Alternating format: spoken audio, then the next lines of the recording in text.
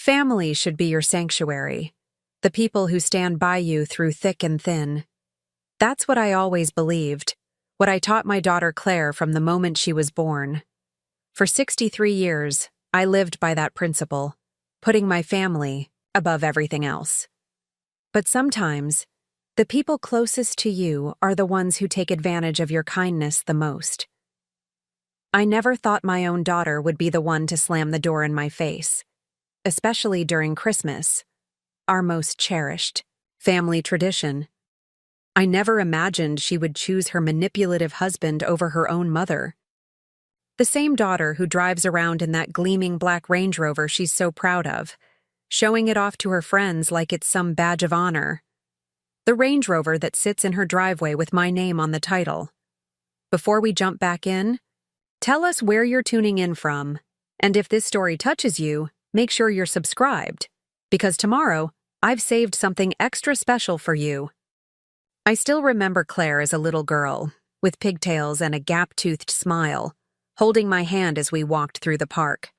She was always spirited, determined, the kind of child who knew exactly what she wanted. When she was 7, she decided she wanted to learn piano. Not just any lessons, she wanted to be the best. Richard and I scraped together every penny we could to buy her a second-hand upright. We couldn't afford much else that Christmas, but watching her face light up when she saw that piano made every sacrifice worthwhile. As the years passed, Claire excelled at everything she touched: honor roll, debate team captain, scholarship to Northwestern. Richard and I may not have been wealthy, but we gave her everything we could. We remortgaged our home to help with her college expenses, worked overtime to ensure she never felt the financial strain. Even when Richard's health began to decline, we kept our struggles hidden from her. She needed to focus on her future, we told ourselves. We didn't want to burden her. Claire met Elliot during her final year of college. He was charming, handsome, from what she called old money. The kind of family with summer homes and trust funds. I still remember her calling me, voice bubbling with excitement. "Mom, he drives a Mercedes. Can you believe it?" And his parents have a lake house in Michigan. I was happy for her, truly. But something about the way she described him, always leading with his possessions, his family's wealth, left an uneasy feeling in my stomach. The first time I met Elliot was at Claire's graduation dinner. He ordered the most expensive wine on the menu without even glancing at the price, then spent the evening regaling us with stories about his family's European vacations and his plans to join his father's investment firm. Not once did he ask about Richard's health, though my husband was clearly struggling that night, his hands trembling as he cut his steak. "He's just nervous," Claire whispered to me in the bathroom later. "He really wants to impress you."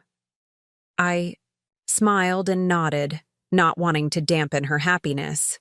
But I couldn't help noticing how her eyes lingered on his watch, his designer suit, the way she seemed more enamored with the lifestyle he represented than the man himself. When they announced their engagement 6 months later, I wasn't surprised. Claire had always been ambitious, drawn to the finer things in life. But I was surprised by how quickly she changed. My down-to-earth daughter suddenly became obsessed with appearances. Our weekly phone calls dwindled as she became immersed in Elliot's world. Country club memberships, charity galas, weekend trips to Manhattan. The wedding was a lavish affair at Elliot's parents' estate.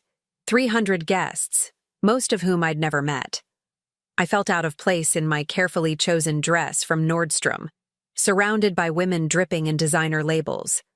Richard, by then, using a wheelchair, was seated at a table far from the main party. For accessibility, they claimed, though it felt more like we were being tucked away, out of sight.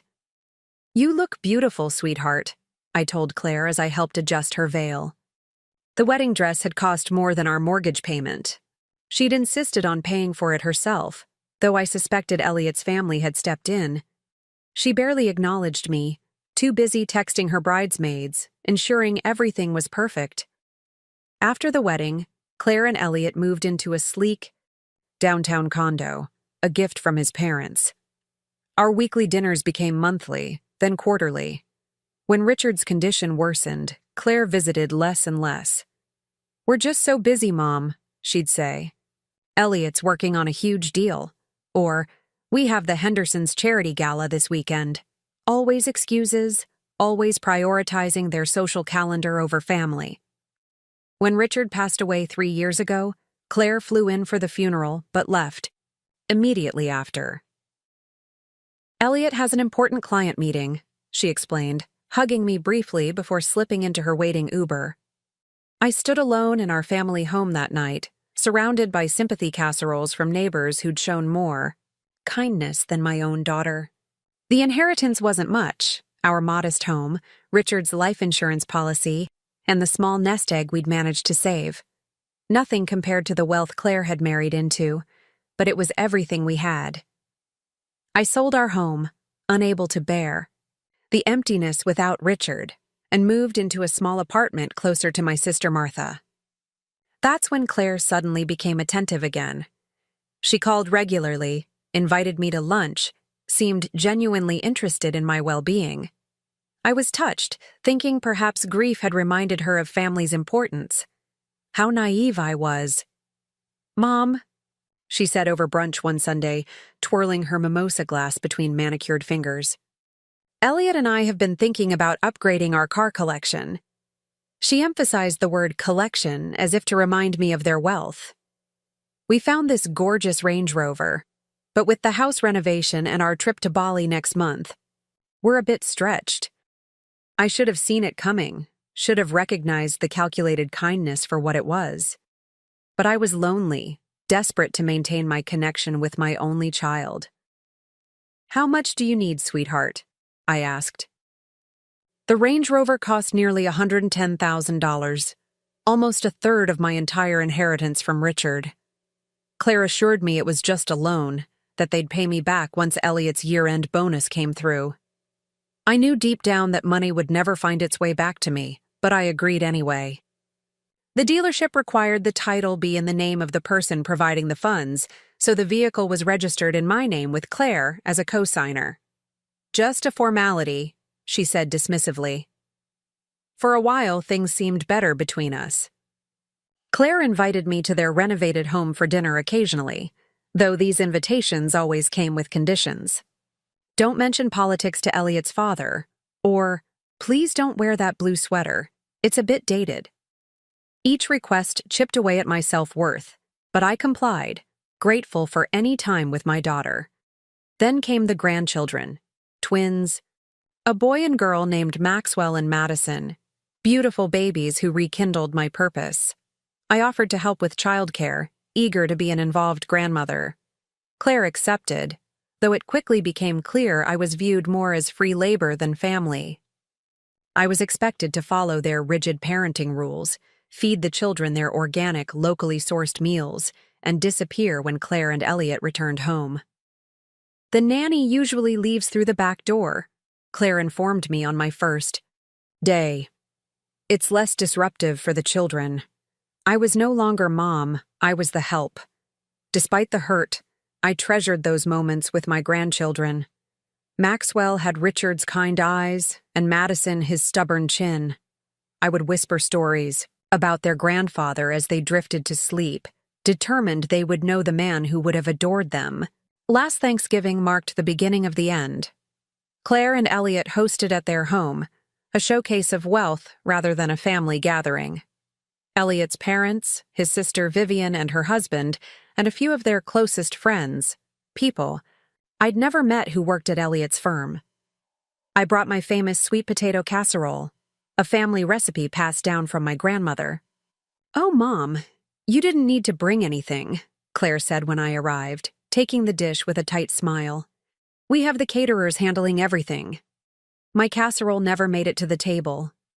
Throughout dinner, I sat quietly as Elliot regaled the table with stories of their recent trip to the Maldives, the twins' acceptance into the city's most prestigious preschool, and his latest bonus. No one asked about my life, my adjustment to widowhood, my new apartment.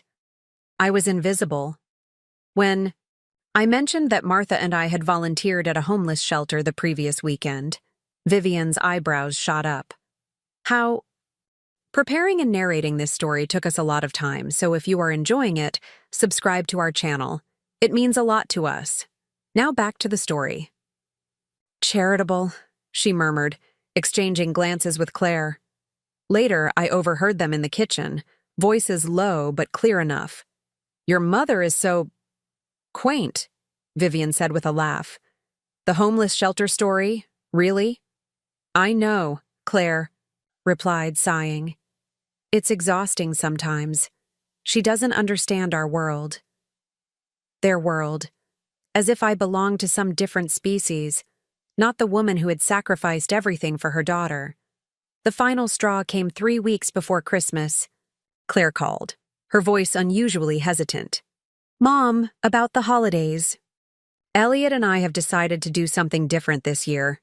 We're hosting a Christmas Eve dinner, but it's going to be adults only. Very formal. That sounds lovely, I said, waiting for the invitation. A pause. The thing is, Mom, it's really for Elliot's business associates. His father thinks it's important to establish these connections. I understand. I'll wear my black dress, the one from Aunt Martha's 70th birthday. Another pause, longer this time. Actually, we were thinking it would be best if you spent Christmas with Aunt Martha this year. These are very important people, and Elliot needs to make the right impression. The words hit like a physical blow. You're uninviting me from Christmas? From seeing my grandchildren open their presents? Don't be dramatic, Mom. You can see the kids on the 26th. It's just one holiday. But it wasn't just one holiday. It was the final confirmation that I no longer fit into Claire's carefully curated life, that the daughter I raised valued appearances over family, that the woman who drove a Range Rover I had paid for couldn't find room for her mother at her Christmas table. I hung up without responding, my hand shaking with a mixture of grief and rage. For hours, I sat in my apartment, staring at Richard's photograph on the mantel. What would you do? I whispered to his smiling face. And somehow, I knew. Richard had always valued honesty above all else. No relationship built on lies can stand, he used to say. The next morning, I made 2 phone calls, the first to my attorney, the second to the DMV. Then I drove to Claire and Elliot's house, my heart pounding but my resolve firm. The housekeeper answered, surprised to see me without an appointment. Mrs. Harrington is at her Pilates class, she informed me. She won't be home until noon. That's fine, I replied. I'm not here to see Claire. I'm here for the Range Rover. Her confusion was evident, but she stepped aside as I walked through the house to the 3-car garage. There it sat, gleaming. Black and imposing. The vehicle that had become a symbol of everything wrong between my daughter and me. I used my spare key, the one Claire didn't know I had, and slid into the driver's seat. The engine purred to life, as smooth and powerful as the day it was purchased. With the garage door open, I carefully backed out, then drove calmly down the manicured driveway. My phone rang before I'd even reached the end of their street. Claire's name flashed on the screen. I answered on speaker. Mom? Elsa says you just took my car? What the hell are you doing? Correction, Claire. I took my car. The one with my name on the title. The one I paid $110,000 for. That's not fair. You know that was a gift. You can't just take it back because you're mad about Christmas. I pulled to a stop. At a red light, watching a young mother cross the street with her child. They were holding hands, the little one skipping alongside her. My heart ached. This isn't about Christmas, Claire. This is about respect, about family, about the values I thought I raised you with. So you're punishing me? Real mature, Mom. I'm not punishing you. I'm simply reclaiming what's legally mine. You made it very clear that I don't fit into your life anymore. Why should my assets continue to fund it? I could hear her spluttering, the familiar tantrum brewing. Claire had always been skilled at turning situations around, making herself the victim. What am I supposed to drive now? How will I take the kids to school? I believe Elliot has a perfectly good Mercedes. And if that's insufficient, perhaps his year-end bonus can cover a new vehicle, one that actually belongs to you. The silence on the other end was telling. I could almost see her mental calculations, weighing the cost of a new car against the humiliation of backing down. "Mom," she finally said, her voice dropping into the wheedling tone I recognized from her childhood. "I'm sorry if you felt excluded. That wasn't my intention. Why don't you come over for dinner tonight? We can talk about this like adults." "I'm not available tonight," I replied, surprising myself with how steady my voice sounded. "I'm volunteering at the homeless shelter. Remember? Those quaint people I prefer to spend time with." Another silence. You heard that?" "I hear everything, Claire. I always have. I heard how you speak about me to your in-laws. I heard how you instructed the nanny to treat me when I watched the twins. I heard you lie to Elliot about where the money for this car came from, telling him it was from your personal savings.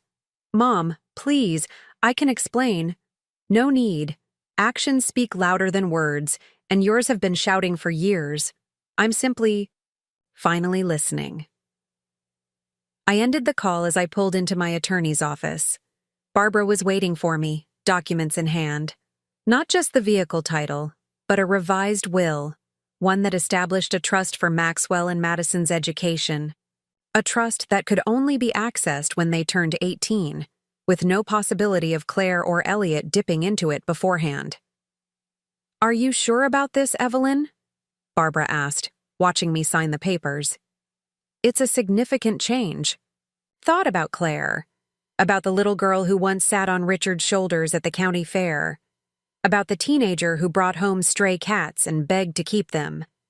About the young woman who cried at Richard's bedside when he first fell ill. Somewhere inside the status-obsessed woman she'd become, that daughter still existed. But I couldn't reach her anymore." "I'm sure," I replied. "My grandchildren deserve to know that true wealth isn't measured by the car you drive or the address on your mailbox. It's measured by how you treat people, especially the ones who would give everything for you." The Range Rover sold quickly, fetching just over $90,000. I donated half to the homeless shelter where Martha and I volunteered, establishing a program for single mothers struggling to make ends meet. The other half funded a trip, not to the Maldives or Bali, but to all the places Richard and I had dreamed of visiting but never could. The Grand Canyon at sunrise, the redwood forests of California, the quiet beaches of the Oregon coast. Christmas Day found me in a small coastal town, watching waves crash against rocks as families gathered in nearby homes. Martha had decided to join me for part of the journey, and we shared a simple meal in our rented cottage, raising glasses to Richard's memory. My phone remained silent. No calls, no texts, no desperate attempts from Claire to re-establish contact. It wasn't until New Year's Eve that her name appeared on my screen. I almost didn't answer, but something, perhaps Richard's voice in my head urging compassion, made me accept the call. "Happy New Year, Claire," I said, bracing myself for accusations or demands. Instead, her voice was small, subdued. "Mom, I need to apologize." I sat down on the edge of my hotel bed, looking out at the sunset over the Pacific. "I'm listening." "After you took the car, Elliot was furious. He couldn't understand why it was in your name. I had to tell him the truth. That we didn't have the money for it, that you had paid for it. He didn't take it well. I imagine not. He accused me of lying, of hiding things from him. And he was right. I have been. Not just about the car, but about everything. About who I am, where I came from. I've been so desperate to fit into his world that I've been pretending to be someone I'm not." The admission hung between us, more honest than anything she'd said to me in years. His parents were even worse, she continued, her voice breaking slightly. They suggested we shouldn't be trusted with their family assets if we couldn't manage our own finances. They canceled the Christmas Eve dinner. Elliot blamed me for embarrassing him. I closed my eyes, torn between maternal instinct to comfort, her and the hard-earned wisdom that sometimes people need to face consequences. I'm sorry it came to this, Claire. Truly. No, don't apologize. You were right. About everything. I've become horrible. Shallow. The kind of person Dad would have been ashamed of. The mention of Richard broke something open inside me. Your father could never be ashamed of you, Claire. Disappointed, perhaps, but never ashamed. He always believed in your capacity to grow, to learn, to become better. A muffled sob came through the phone. I don't know how to fix this, Mom. Elliot and I are barely speaking. His parents have made it clear I'm not the wife they wanted for their son. And I don't even recognize myself anymore. Start by recognizing the problem, I said gently. You've already done that. But what about us?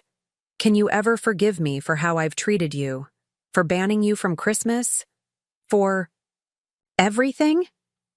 I watched as the last sliver of sun disappeared below the horizon, taking 2024 with it. A new year, a new beginning. Forgiveness isn't something you earn, Claire. It's something I choose to give. And I do forgive you. But rebuilding trust, that will take time. And effort. On both our parts. I want to try, she whispered. I really do. Then that's where we start. Not with grand gestures or expensive gifts, but with honesty.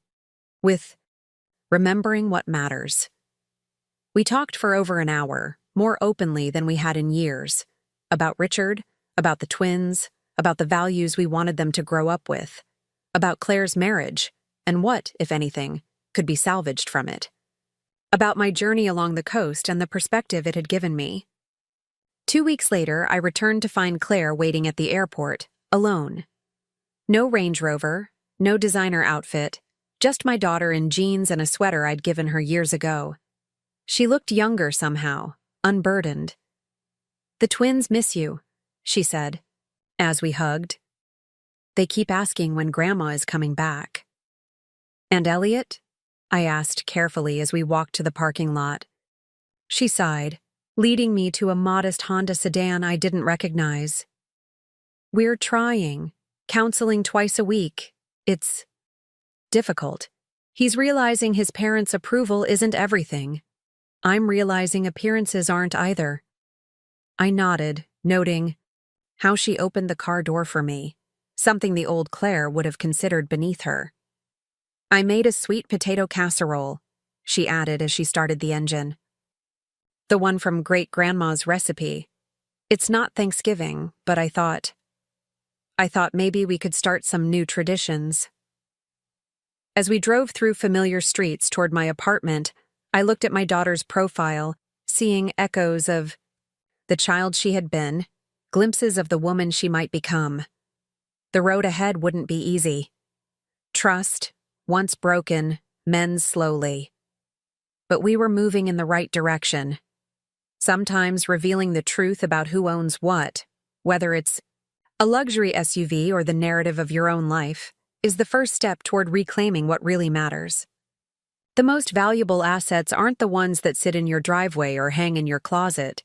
They're the connections that sustain you, the love that forgives you, and the courage to begin again when you've lost your way. Richard would have been proud of us both.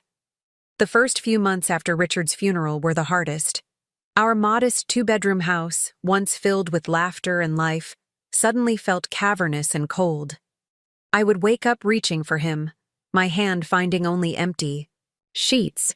His reading glasses still sat on the nightstand, a half-finished mystery novel marking the page where his life had paused. I couldn't bring myself to move them. Some mornings, I'd make 2 cups of coffee out of habit, the second one growing cold. as I stared out the kitchen window at the garden he'd tended so lovingly. The roses were beginning to wilt without his care. Richard had always been the one with the green thumb, not me. I tried calling Claire daily in those early weeks. Most calls went to voicemail. "Hey, sweetheart, it's Mom. Just checking in. Love you." Simple messages that masked the growing hole in my chest. When she did answer, our conversations were rushed, peppered with the background noise of her glamorous life, the clinking of glasses at business lunches, the muffled voices of housekeepers and nannies, Elliot calling for her attention. "I really can't talk now, Mom. We have the Hendersons coming over. I'll call you tomorrow, promise." Tomorrow rarely came. Martha suggested grief counseling. At first, I resisted. "I'm fine," I insisted, though we both knew that was a lie. The woman who stared back at me from the bathroom mirror, hollow-eyed, hair unwashed, still wearing Richard's old cardigan despite the summer heat, was far from fine.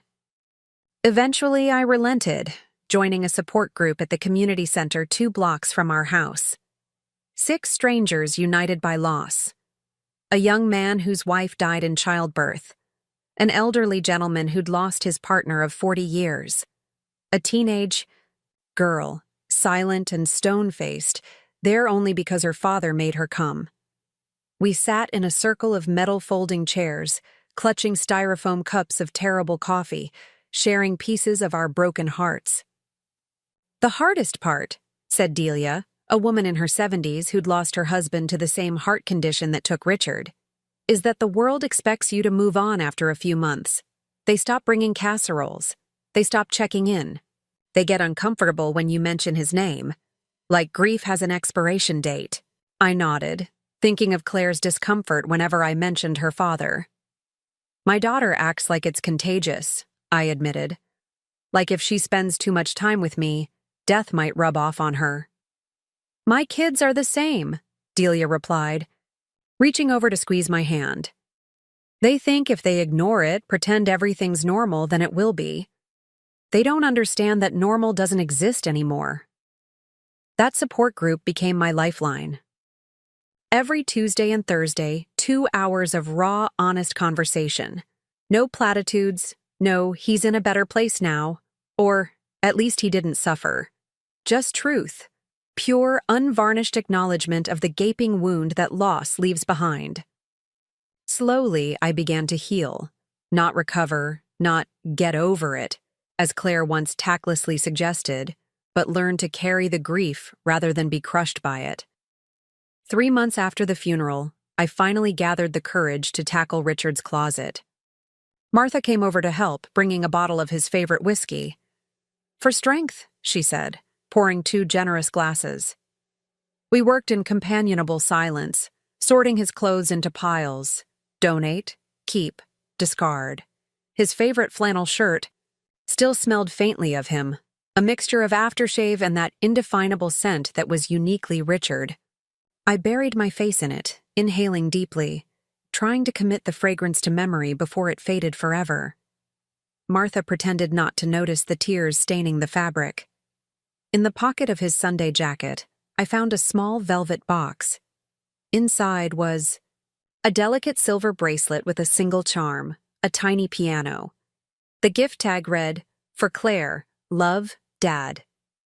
He must have bought it before he got sick, saving it for her birthday or Christmas. I ran my finger over the charm, remembering the little girl who once played heart and soul over and over until she perfected it. Richard patiently listening from his armchair, applauding even the 100th rendition. When had that determined child transformed into the status-obsessed woman who couldn't spare time for her dying father? I called Claire that evening, hopeful. "I found something of Dad's I think you'd want," I said when she finally answered, the sounds of a dinner party echoing in the background. "Can it wait, Mom? We have guests. It's a bracelet he bought for you, a piano charm. I think he was saving it for your birthday." A pause. That's nice. Maybe mail it to me? Or I can pick it up next time I'm in town." "Next time. Always next time." I clutched the phone tighter. When might that be? It's been 3 months since you visited. Mom, please, don't start.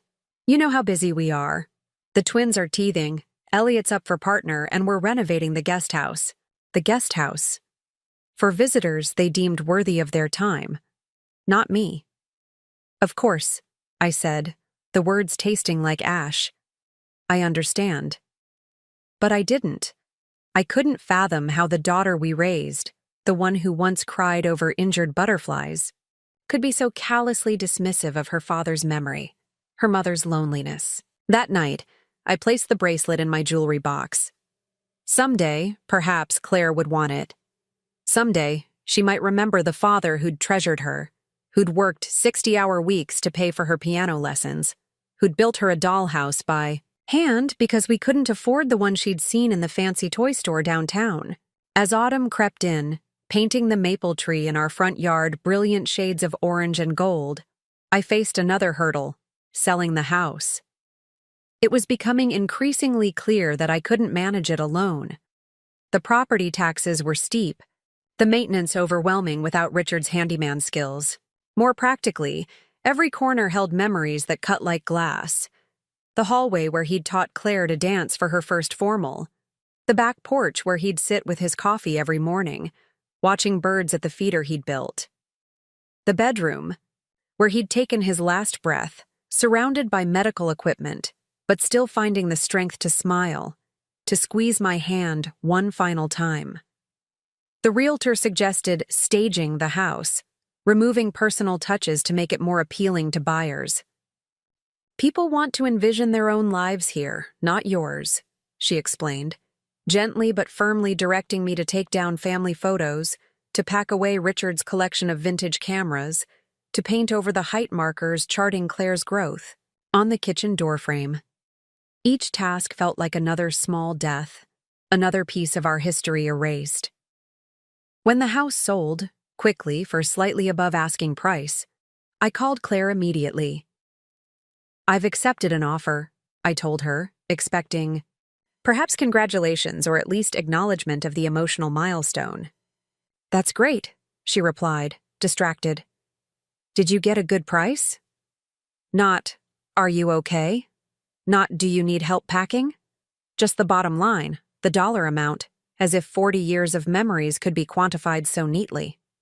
I did, I answered, swallowing disappointment. The closing is in 6 weeks. I've found a condo near Aunt Martha. A condo? Mom, are you sure? Those places are so small.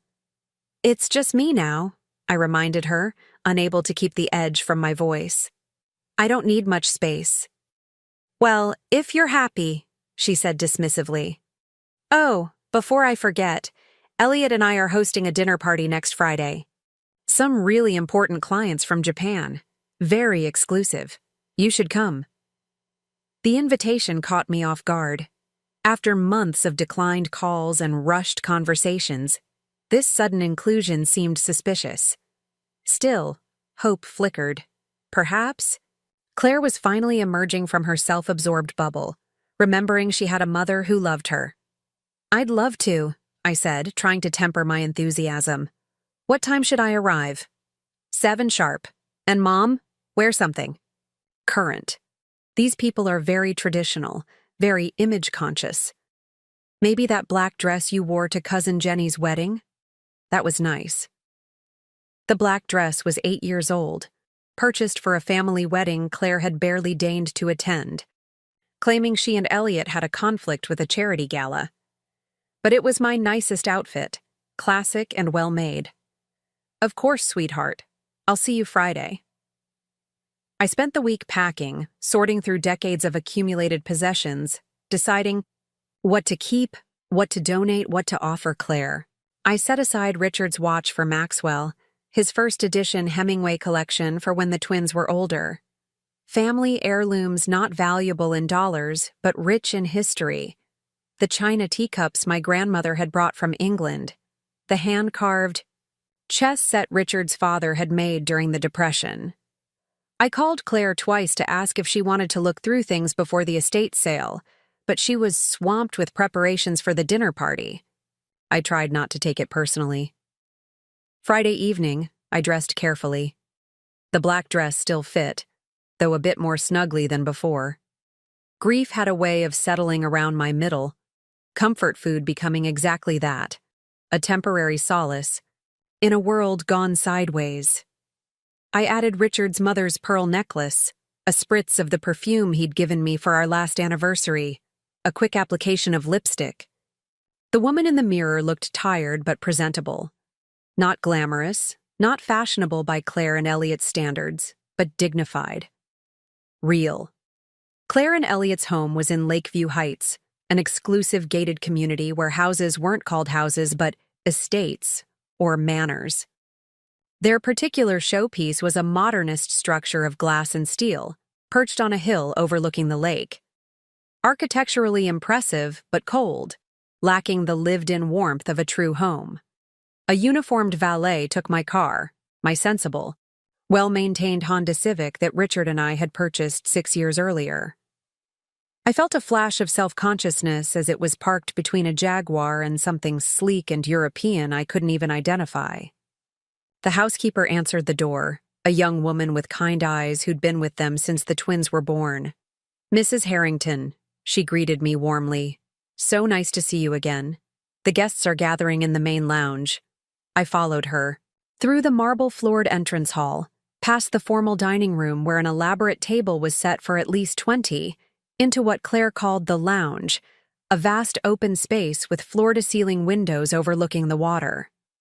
A dozen or so people stood in small clusters, champagne flutes in hand, engaged in the kind of polite, surface-level conversation that passes for socializing in these circles.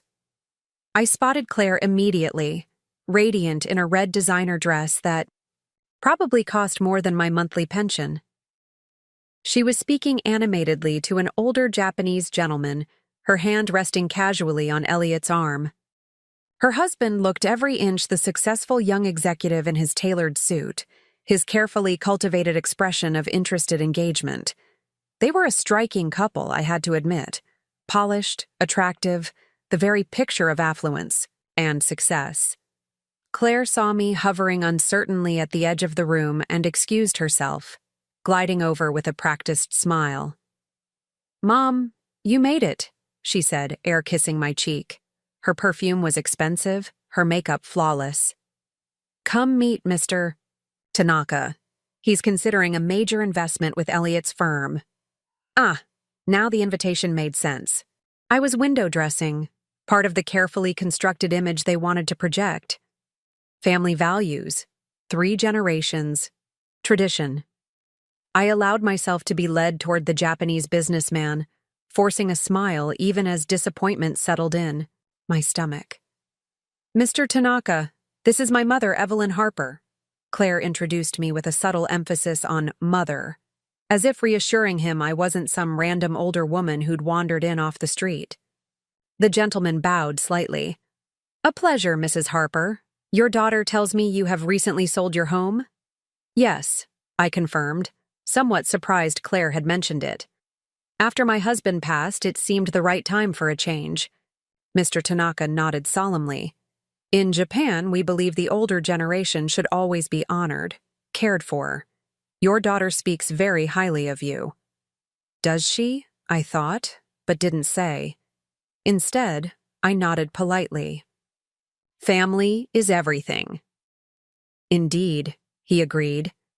"I was just telling your daughter and son-in-law how impressed I am with their dedication to family values, the way they balance work and home life, their commitment to providing the best for their children while still honoring traditions." He smiled at Claire. "Mrs. Elliot mentioned that you will be moving in with them soon to help raise the grandchildren in the traditional way. Very admirable." I nearly choked on my champagne. Moving. In with them. What on earth was Claire talking about? I'd never even been invited to stay overnight, let alone relocate permanently. Claire laughed nervously, her fingers tightening around her glass. "Mr. Tanaka is very interested in multi-generational living arrangements," she said quickly. "I was just explaining how common they are in American families." How fortunate, Mr. Tanaka continued, oblivious to the tension, that your family follows these values. In my experience, many young Americans abandon their parents to retirement communities, forgetting the wisdom and support the elder generation provides. He turned to me. Your daughter tells me you will have your own suite in their new lake house? Very generous. The lake house. The property Elliot had been eyeing for months. The one he needed investors like Mr. Tanaka to help finance. The one that existed only in architectural drawings and Claire's ambitious imagination. We haven't finalized those plans yet, I said carefully, not wanting to embarrass Claire, but unwilling to participate in her charade. I'm quite looking forward to my new condo. Independence suits me. A flicker of confusion crossed Mr. Tanaka's face. Claire's smile became brittle. Mom's always been very modest, she said quickly. She doesn't like to impose, even though we've insisted she should live with us. Right, Mom? The look in her eyes was pleading, desperate. Play along. Don't ruin this for us. I remembered similar looks from her childhood, when she'd broken a vase and begged me not to tell her father, when she'd stayed out past curfew and sworn she'd lost track of time. I'd covered for her then, making excuses, smoothing things. Over. The dutiful mother protecting her child. But she wasn't a child anymore, and I was tired of pretending. Actually, I said, meeting Mr. Tanaka's curious gaze, my daughter and I have very different ideas about family arrangements. I prefer my independence, and Claire and Elliot are quite busy with their careers. I smiled, keeping my tone light. American families come in all varieties, Mr. Tanaka. Some traditional, some less so. Claire's face drained of color. Mr. Tanaka looked between us, clearly sensing the undercurrent. I see, he said diplomatically. Every family finds its own. Hers were exactly, I agreed. If you'll excuse me, I should say hello to the other guests. I moved away before Claire could respond, making my way toward the bar where I ordered a sparkling water. Within minutes, Claire appeared at my elbow, her smile gone, replaced by barely contained fury. What are you doing? She hissed, keeping her voice low. Do you have any idea how important this dinner is for Elliot? For us? I'm not lying to impress your husband's business associates, I replied evenly. You never once suggested I move in with you. In fact, you've made it quite clear that I'm welcome only at carefully scheduled intervals. It's called social courtesy, Mom. Mr. Tanaka values family connections. It's what his culture expects. Then perhaps you should actually value family, not just pretend to when it's convenient. Her eyes narrowed. That's not fair. We're busy. Building something here. Careers, connections, a future for the twins. Just because I don't call every day doesn't mean I don't care. When was the last time you asked how I was doing? I challenged. Really asked, not just as a formality before changing the subject. When was the last time you invited me over because you wanted my company, not because you needed something or wanted to impress someone? Claire glanced around nervously, checking if anyone was watching our tense exchange. This isn't the time or place for this conversation. It never is it? I sighed, suddenly weary. Don't worry, I won't embarrass you further. But Claire, you need to understand something. I won't be used as a prop in your perfect family narrative. Not tonight, not ever. She stared at me, a mixture of anger and something else. Hurt, perhaps. Or the dawning realization that our relationship had deteriorated beyond simple misunderstandings. Before she could respond, Elliot appeared, his arm sliding possessively around her waist. Everything okay here? He asked, his tone pleasant but his eyes sharp, assessing. Dinner's about to be served. Everything's fine, Claire assured him, composing herself. Mom and I were just catching up. Elliot turned to me, his smile not quite reaching his eyes. Evelyn, I've seated you next to Mrs. Tanaka. She's very interested in American crafts. I mentioned you used to do quilting? Another fabrication. I'd never quilted in my life. Richard had been the one with artistic talents, woodworking, amateur photography. Crafts Claire had apparently forgotten or deliberately misattributed to create a more traditionally feminine narrative for her mother.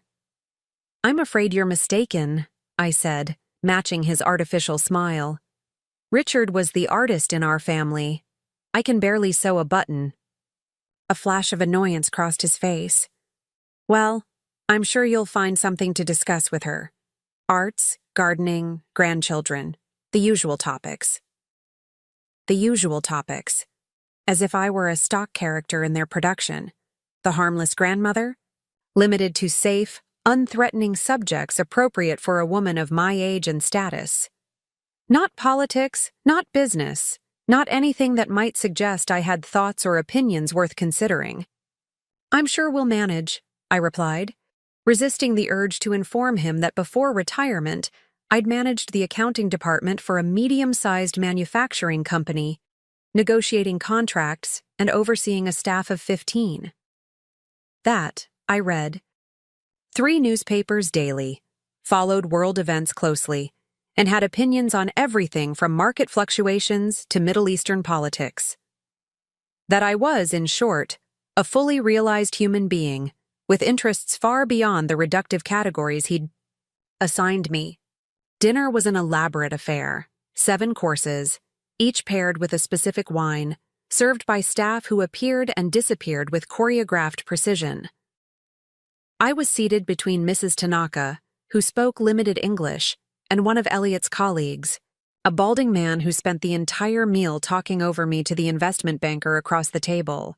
I picked at my food, smiled politely when appropriate, and observed. I watched as Claire charmed the table, her laugh tinkling at all the right moments, her questions perfectly calculated to make each guest feel important, interesting. I saw Elliot's hand resting possessively on her thigh beneath the table, a subtle reminder of ownership. I noticed how the twins' pictures were prominently displayed on the sideboard, though the children themselves were nowhere to be seen, likely upstairs with their nanny, too messy and unpredictable to be included in this carefully staged performance. Most of all, I observed the lies, small ones, large ones, woven so seamlessly into conversation that they almost seemed true.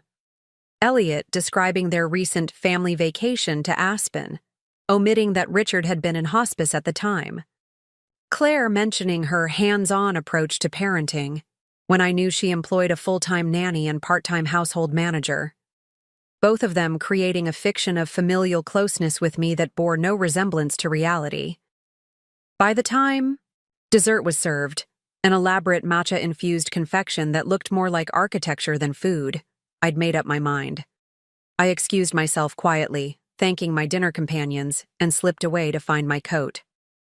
The housekeeper, Maria, intercepted me in the hallway. "Leaving so soon, Mrs. Harper?" she asked, concern evident in her kind eyes. "I'm afraid I'm not feeling well," I said, which wasn't entirely untrue. The evening had left me nauseated, not from the food, but from the performance I'd witnessed. "I'll get your coat." She hesitated, then added in a lower voice, "The children were asking for you earlier. Maxwell wanted to show you his new train set." My heart ached. "Please tell them Grandma will visit soon, I promise." Maria nodded, understanding more than she let on. She'd been with the family long enough to see the dynamics, to recognize the gulf between Claire's public persona and private behavior. As she helped me into my coat, she pressed a small envelope into my hand. "Madison made this for you last week. She's been waiting to give it to you." I opened it in the car, a crayon drawing of 4 figures, 2 small ones labeled Me and Max, 1 taller one labeled Mommy, and 1 with gray scribbles for hair labeled Grandma. All were holding hands, standing before what appeared to be a house with a large, colorful garden. At the bottom, in careful, newly learned letters, "I love you, Grandma." Tears blurred my vision as I carefully tucked the drawing into my purse. My grandchildren remembered me, thought of me, even included me in their concept of family.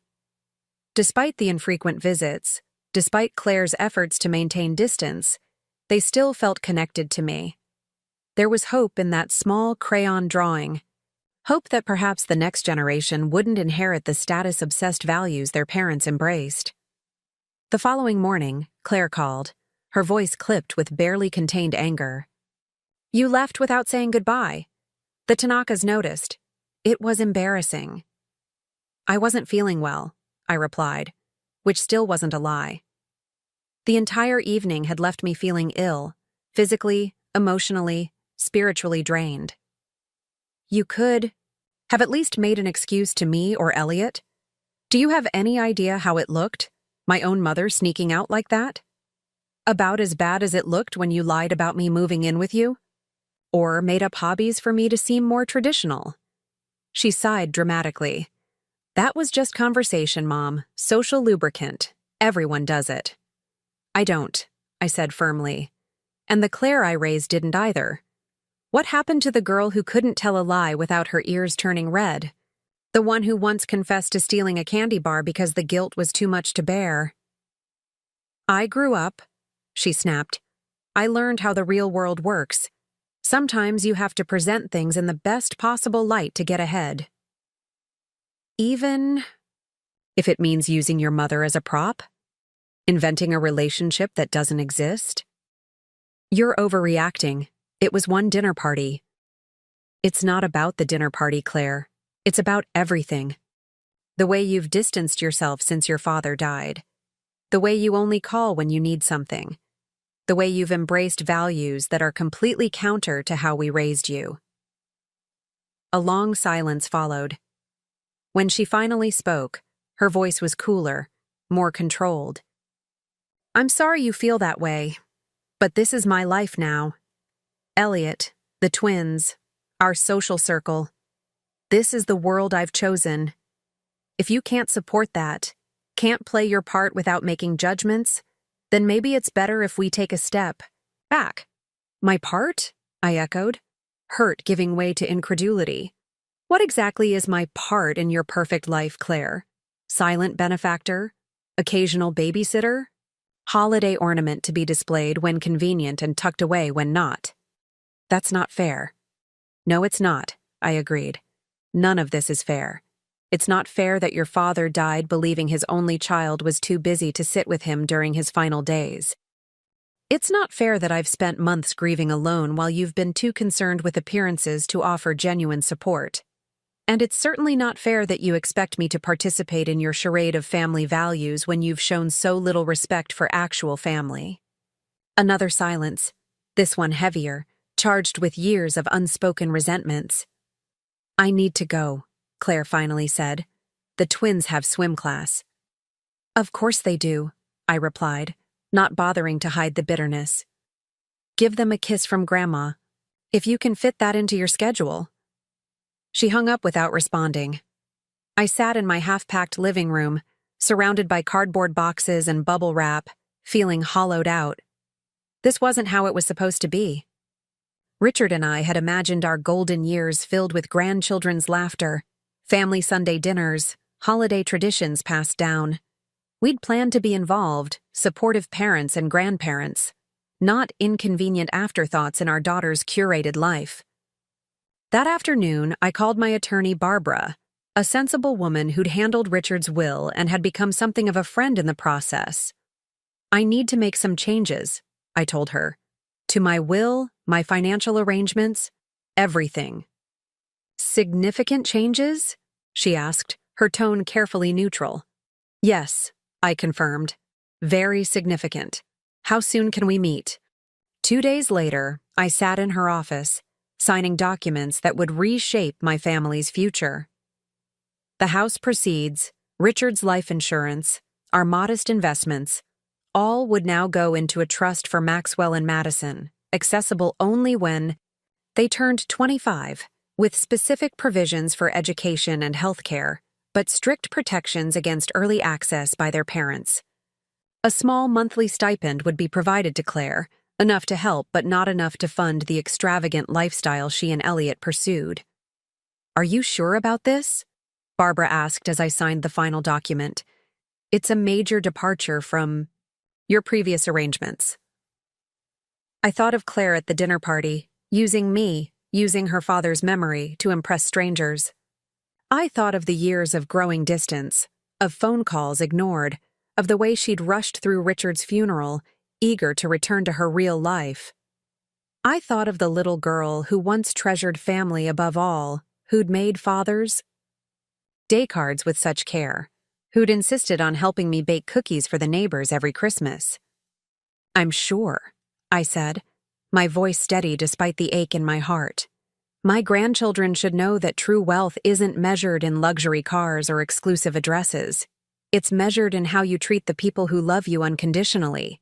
They deserve that legacy, even if their mother has forgotten it. As I left Barbara's office, I felt lighter somehow, unburdened by expectations I could never meet, by a relationship that had become more performance than connection. The road ahead would be difficult. Claire would be furious when she eventually learned of my decision, but for the first time since Richard's death, I felt I was honoring him, honoring the values we'd shared, honoring the family we'd tried to create.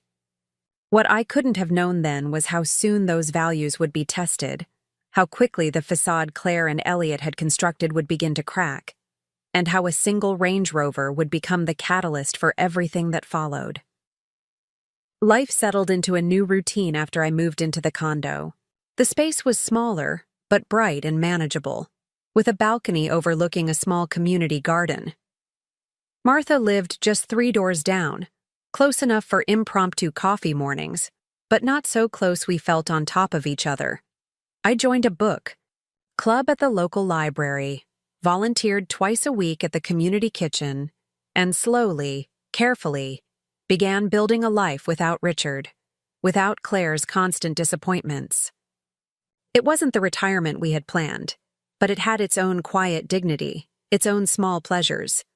The grief remained, of course, a constant companion rather than an overwhelming tidal wave, but I was learning to live alongside it, to carry it without being crushed by its weight. 6 weeks after the disastrous dinner party, Claire called. I stared at her name on the screen, considering letting it go to voicemail. Our last conversation had ended poorly, with words that couldn't easily be taken back. But some maternal instinct, that inexplicable tether that binds a mother to her child despite all logic, made me answer. Mom. Her voice wasn't angry as I'd expected, but strangely subdued, almost hesitant. I need to talk to you about something important. Can we meet for lunch tomorrow? This was new. Claire rarely suggested meetings unless she wanted something specific: childcare coverage, a family appearance at one of Elliot's work functions, the occasional obligatory holiday gathering. More unusual still was her tone, lacking its usual brisk efficiency, the underlying implication that my time was less valuable than hers. I suppose so, I replied cautiously. Is everything all right? A pause. Not really. But I'd rather discuss it in person. The cafe near your place, maybe? Around noon? I agreed, curiosity overriding lingering hurt. That night, I barely slept, my mind spinning through possibilities. Was Claire ill? Were the twins? Had something happened with Elliot? By morning, I'd constructed a dozen different scenarios, each more concerning than the last. The cafe was busy when I arrived, filled with the lunch crowd, young professionals from nearby offices, retirees like myself enjoying the luxury of midday socializing, mothers with strollers stealing a moment of adult conversation over coffee. I spotted Claire immediately, seated at a corner table, her back to the wall. She was dressed more casually than usual, jeans, a simple sweater, her hair pulled back in a ponytail rather than professionally styled. She looked younger this way, more like the daughter I remembered. You came, she said as I approached, relief evident in her voice. I wasn't sure you would after, you know. Of course I came, I replied, sliding into the seat across from her. You're my daughter. That simple statement, "You're my daughter," seemed to crack something in her composure. Her eyes welled with tears, an emotional display so unlike the carefully controlled Claire of recent years that I immediately reached across the table, covering her hand with mine. "What's wrong, sweetheart?" She took a shaky breath. "Everything, Mom.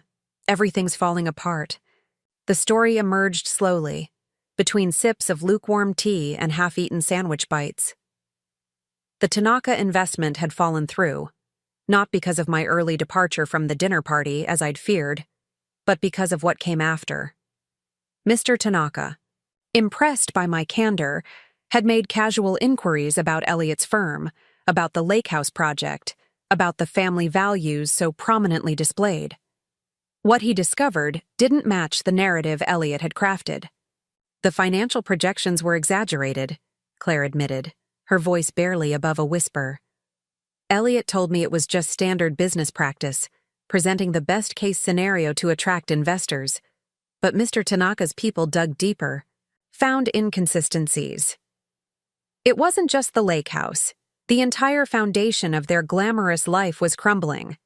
Elliot had been leveraging their assets for years, taking out loans to maintain appearances, counting on his next bonus, his next promotion, his next big client to set things right. But the bonuses had grown smaller as the economy tightened.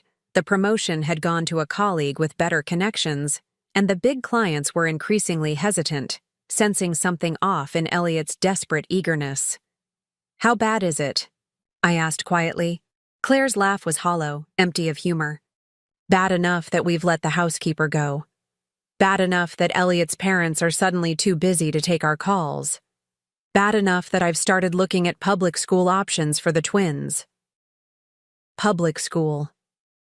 From Claire, who had once declared that her children would never set foot in the under-resourced disaster zones of the public education system, this admission was seismic.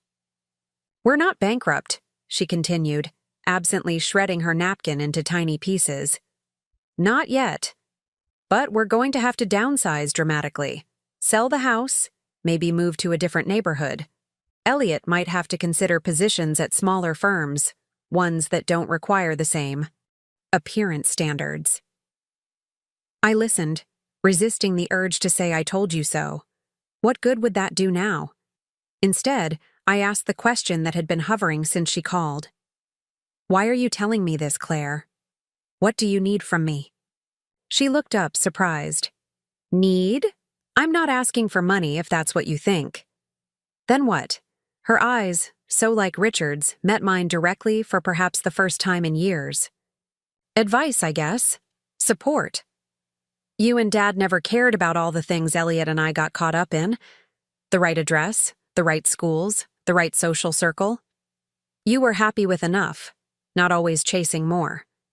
I need to know how to do that. How to be."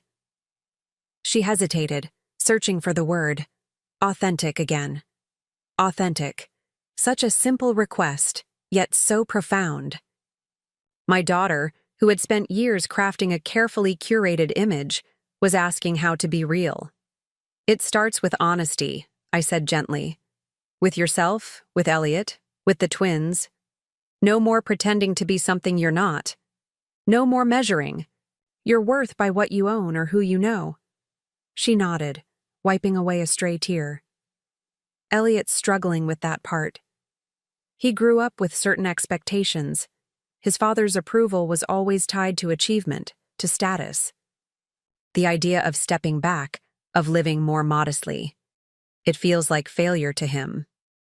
"It's not failure to live within your means," I pointed out. "It's just common sense. Your father and I never had much, but we never spent what we didn't have either." "I know that now," she said quietly. "I didn't appreciate it then, but I do now." We talked for nearly 2 hours, covering ground we hadn't touched in years. Claire spoke about her fears, not just financial ones, but deeper. Anxieties about her marriage, her parenting, her sense of self. Elliot had grown distant as their financial situation deteriorated, spending more time at the office or the golf club, avoiding the reality waiting at home. The twins were picking up on the tension, becoming clingy, argumentative. I feel like I've failed them, Claire confessed.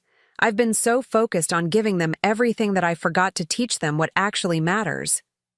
It's not too late, I assured her. Children are resilient.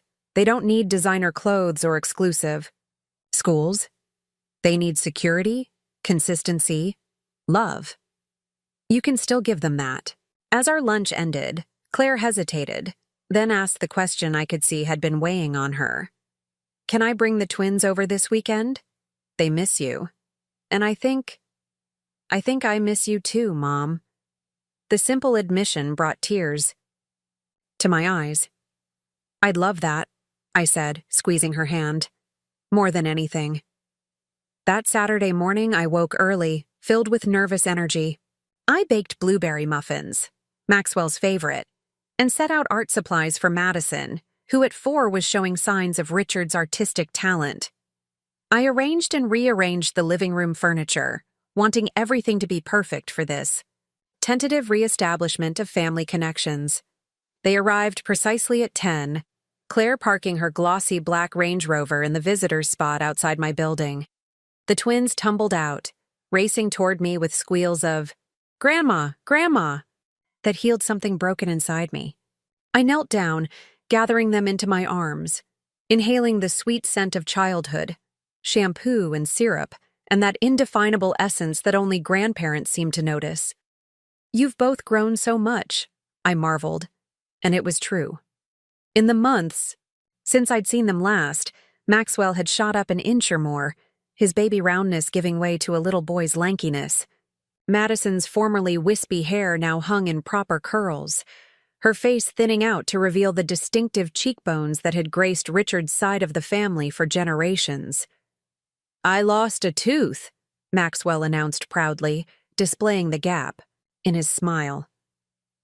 And I can write my whole name, Madison added, unwilling to be outdone. Want to see? I want to see everything, I assured them both, leading them inside where the muffins and art supplies waited. Claire followed more slowly, carrying a tote bag filled with the paraphernalia of modern parenthood: snacks, water bottles, changes of clothes, hand sanitizer.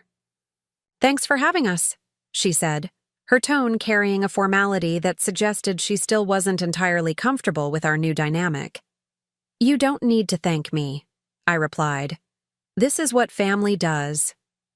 The morning passed in a blur of activity: board games with Maxwell, drawing with Madison, a walk to the nearby park where the twins explored the playground while Claire and I sat on a bench, continuing the halting conversation we'd begun at lunch. She shared more details about their financial situation, which was indeed precarious. Elliot's firm was implementing layoffs, and while his position seemed secure for now, his compensation would be significantly reduced. We've put the house on the market, Claire admitted, watching the twins navigate the jungle gym. It's too much.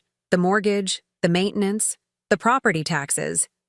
We're looking at townhouses further out, in good school districts but without the prestige address. How's Elliot handling it? I asked carefully. She sighed, rubbing her temples. Not well. He sees it as a personal failure. His parents aren't helping. They keep making these little comments about living within one's means and proper financial planning, as if they didn't pressure him into this lifestyle in the first place. And you? How are you handling it? Claire was quiet for a moment, considering. Better than I expected, actually. There's something freeing about letting go of all those expectations. I haven't had my hair professionally colored in 2 months, she added with a small laugh, tucking a strand behind her ear to reveal subtle gray at the roots. The world didn't end. I smiled, recognizing Richard's practicality emerging in our daughter. Your father would be proud of you, you know. He never cared about status or appearances. He cared about integrity, about doing the right thing even when it's difficult. I know, she said softly. I've been thinking about him a lot lately, wondering what advice he'd give, remembering how he always seemed so content with what we had, never chasing after more. He had what mattered to him, I explained. A job he found meaningful, a daughter he adored, a home filled with love. The rest was just stuff. The conversation paused as Maxwell ran over, proudly displaying a rock he'd found, ordinary to adult eyes but a treasure to a 6-year-old boy. Claire examined it seriously, asking questions about its shape and color, showing genuine interest in his discovery. This small interaction, so simple and authentic, gave me more hope for their future than any words could have. After the park, we returned to my condo for lunch. Simple sandwiches and fruit, nothing elaborate but received with enthusiasm by the twins, who seemed delighted by the novelty of eating at a table rather than the elaborate breakfast bar in their parents' kitchen.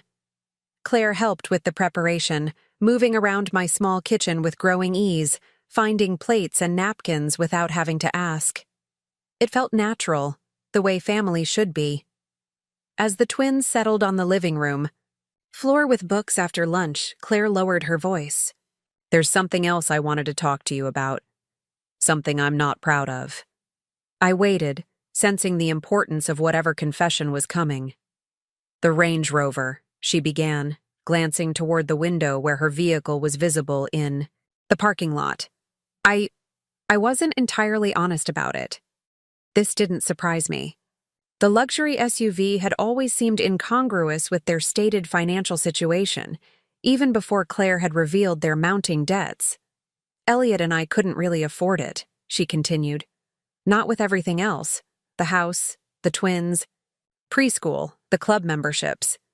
But everyone in his circle drives something similar. It's expected. So we financed it, stretched out the payments, put nothing down."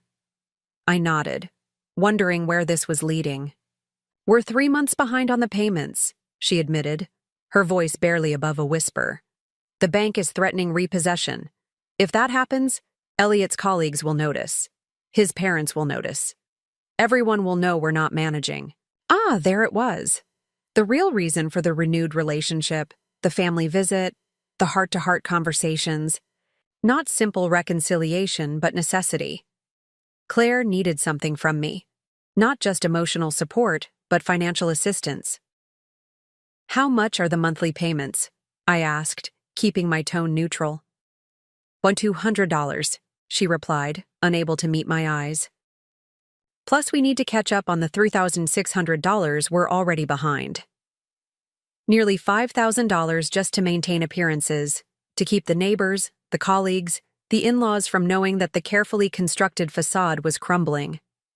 I thought of Richard, of what he would say in this situation. He had never been one for flashy purchases or status symbols. His car had been 10 years old when he died, meticulously maintained but far from luxurious. "What would happen if you let it go?" I asked. "If you turned it in, told the bank you can't make the payments, and bought something more within your means?" Claire looked horrified. "We can't do that. The credit hit would be devastating. And Elliot's position at the firm. Appearances matter in finance. If word got out that we're struggling." "So you're asking me to help with the payments?" Her cheeks flushed with embarrassment. "Just until Elliot's situation stabilizes. His year-end bonus should help, even if it's reduced. And once the house sells, we'll have some breathing room. We'll pay you back, I promise." I studied my daughter, seeing both the genuine distress in her eyes and the lingering entitlement in her assumption that I would bail them out. The old Claire, the one who had married Elliot, embraced his value system, distanced herself from her roots, would have expected me to write a check without question. This new, humbled version at least had the grace to look ashamed at asking. "I need to think about it," I said finally. "This isn't a small amount of money, Claire, and I'm not convinced it's the right solution to your problem." Disappointment flickered across her face, quickly masked. "Of course, I understand. Take all the time you need." The rest of the afternoon passed pleasantly enough, though I could sense Claire's anxiety beneath her smiles. When it was time for them to leave, the twins hugged me tightly, extracting promises that they could visit again soon. I stood in the doorway, watching as they climbed into the gleaming SUV that had become such a burden, such a symbol of misplaced priorities. That evening, I called Martha, needing her sensible perspective. "Claire asked me for money today," I explained after recounting the visit. "Nearly $5,000 to catch up on car payments for a vehicle they can't afford." Martha's snort of disbelief was audible through the phone. The nerve! After months of barely acknowledging your existence, she shows up with her hand out? "It's not quite that simple," I admitted. "She seems genuinely remorseful. Their financial situation is deteriorating rapidly, and the twins, they shouldn't suffer for their parents' poor decisions." "The twins won't suffer if Claire and Elliot drive a Honda instead of a Range Rover," Martha pointed out pragmatically. "This isn't about need, Evelyn. It's about pride, about keeping up appearances." She was right, of course. The car wasn't a necessity. It was a status symbol. One that Claire and Elliot were desperate to maintain even as the rest of their carefully constructed life began to crumble. "What would Richard do?" Martha asked gently, knowing my late husband's opinion still guided many of my decisions. I smiled sadly, the answer immediate and clear. He'd help them, but not in the way they're asking. He'd offer to co-sign for a more practical vehicle. He'd suggest financial counseling. He'd make it clear that his support was conditional on real changes, not just temporary fixes. "Exactly," Martha agreed. "That's what you should do too." The next morning I made a phone call, not to Claire but to my attorney, Barbara. "I need information about a vehicle title," I explained. "My daughter's Range Rover. I'm considering helping with the payments, but I want to know exactly what I'm getting into." Barbara made some inquiries and called back that afternoon. "The vehicle is registered to Claire and Elliot jointly," she reported. "Purchased new 18 months ago, financed through Elliot's bank. As you suspected, they're several months behind on payments. The bank is preparing repossession paperwork." "What would it take to bring the account current?" I asked, already knowing the answer but wanting confirmation. "Just over $4,800 at this point, the 3 missed payments plus late fees and penalties. But Evelyn, if they're struggling to make the regular payments, catching up won't solve the underlying problem." "I know," I assured her. "I'm not planning to simply write a check. I have something else in mind. Can you draft an agreement for me? Something legally binding but not unnecessarily complicated." I outlined the terms I had in mind. Barbara listened, occasionally asking for clarification. When I finished, she was quiet for a moment. "This is very generous," she said finally, "but also very specific. Are you sure this is how you want to approach it?" "I'm sure," I replied, feeling more confident than I had in months. "Claire needs to understand that there are consequences to choices, that family support comes with responsibility, not entitlement." Barbara promised to have the documents ready within 2 days. In the meantime, I called Claire, asking her to meet me, alone, at my condo that weekend. "I've made a decision about the car situation," I told her. "I'd like to discuss it in person." "Of course," she agreed immediately, hope evident in her voice. "Saturday morning again? The twins have soccer practice with Elliot." "Saturday is perfect. And Claire, I think it's best if Elliot doesn't know about our conversation yet. This needs to be between us first."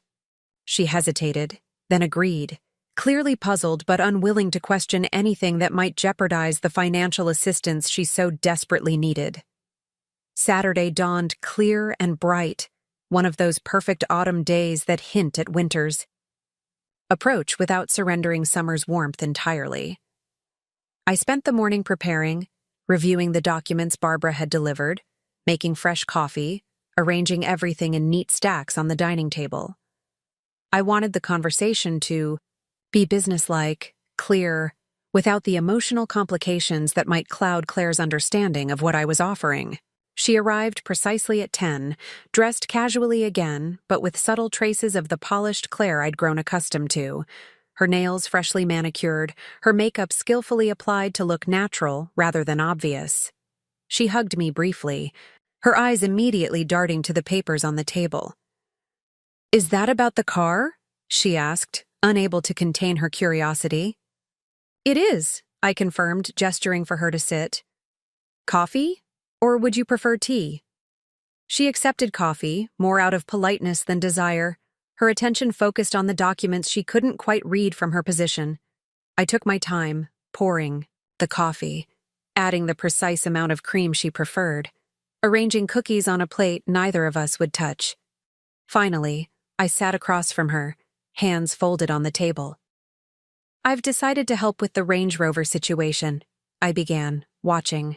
Relief flooded her features. "But not in the way you asked." Her expression shifted to confusion. "What do you mean?" "I'm not giving you money to catch up on payments for a vehicle you can't afford," I explained, keeping my tone gentle but firm.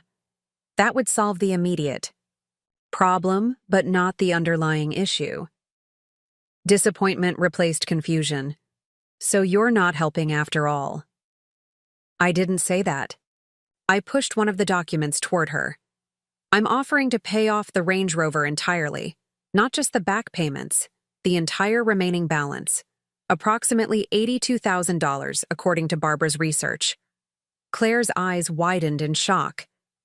"Mom, that's incredibly generous. I don't know what to say."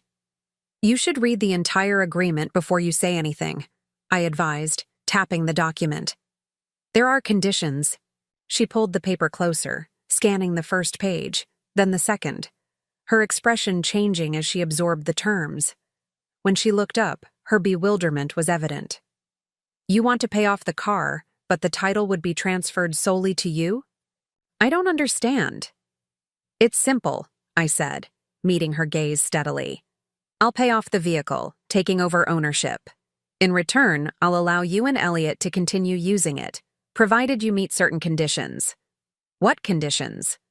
she asked cautiously. "Financial counseling, for one. You and Elliot need professional help managing your finances, creating a realistic budget, planning for the twins' future education. I've included the name of an excellent advisor who specializes in helping families in your situation." Claire flinched slightly at "your situation," but nodded. "That makes sense. What else?" "Regular family dinners, twice monthly at minimum. Not just you and the twins, but Elliot as well. Real connections, not staged appearances." A small smile tugged at her lips. "So you're basically charging us family time for car privileges?" "Essentially, yes," I admitted. "Is that unreasonable?" She shook her head slowly. "No, actually, it's kind of brilliant." "But what about the final condition?" She tapped the last paragraph. "The one about Christmas?" "Ah, that." I took a sip of my coffee, gathering my thoughts. "For the past 3 years, I've spent Christmas alone. Last year, you and Elliot went to Aspen with the twins. The year before, it was his parents' place in Scottsdale. The year before that, Richard's last Christmas, you managed a brief visit on Christmas Eve before heading to some colleague's party." Claire had the grace to look ashamed. "Mom, I held up a hand, stopping her. "I'm not asking for guilt or apologies. I'm asking for change. The condition is simple. Christmas is spent together, as a family, all of us. Here, at your place, at a rented cabin in the mountains, I don't care where, but together. That's non-negotiable." She was quiet for a long moment, absorbing the full implications of my offer. It wasn't just about the car, and we both knew it. It was about resetting our relationship, about establishing boundaries and expectations that honored family connections without enabling destructive behaviors. "What if Elliot refuses?" she finally asked. "These terms, especially the financial counseling. He's very private about money matters, very proud." "Then I can't help you," I said simply. This isn't a partial offer, Claire. It's all or nothing. And Elliot needs to understand that the alternative is losing the car entirely, not to me, but to the bank. She nodded slowly, eyes returning to the document. When do you need an answer? Take the weekend to discuss it with Elliot. I'll need to know by Monday if I'm going to stop the repossession process. Claire gathered the papers carefully, sliding them into her purse. Thank you for the offer, she said formally, as if we were business associates rather than mother and daughter. It's more generous than we deserve. It's not about deserving, I corrected gently. It's about what we value. I value our family, messy, complicated, sometimes disappointing as it might be. I'm hoping you still do too. She stood to leave, hesitating by the door. For what it's worth, I'm sorry. For everything. For pulling away after Dad died, for getting caught up in Elliot's world, for forgetting what you taught me about what really matters. I know, I said, hugging her briefly. That's why I'm offering this second chance. After she left, I sat in my quiet condo, wondering if I'd made the right decision. The money didn't concern me. What else was I saving for, if not family? But the conditions, the formality of it all. Richard might have handled it differently. He'd always been more forgiving, more willing to overlook slights in the name of family harmony. Yet as I cleared away the untouched cookies, straightened, the couch pillows Claire had absently rearranged, I felt a sense of rightness settle over me. This was the path forward, not enabling, not punishing, but offering a structured opportunity for growth, for reconnection, for rediscovering the values that had somehow gotten lost in Claire's pursuit of status and security. Monday morning, my phone rang precisely at 9, Claire's number. I answered with a calm I didn't entirely feel. Good morning. We accept, she said without preamble. All the conditions, exactly as written. Elliot wasn't happy initially, but when I explained the alternative, she paused. Actually, that's not entirely true. When I really explained everything, not just the car situation, but how I've been feeling, how disconnected we've become from what matters, he listened. Really listened, maybe for the first time in years. Relief washed over me. I'm glad to hear that, Claire. He suggested we start the family dinners this weekend, she continued, her voice lighter than I'd heard it in months. Nothing fancy?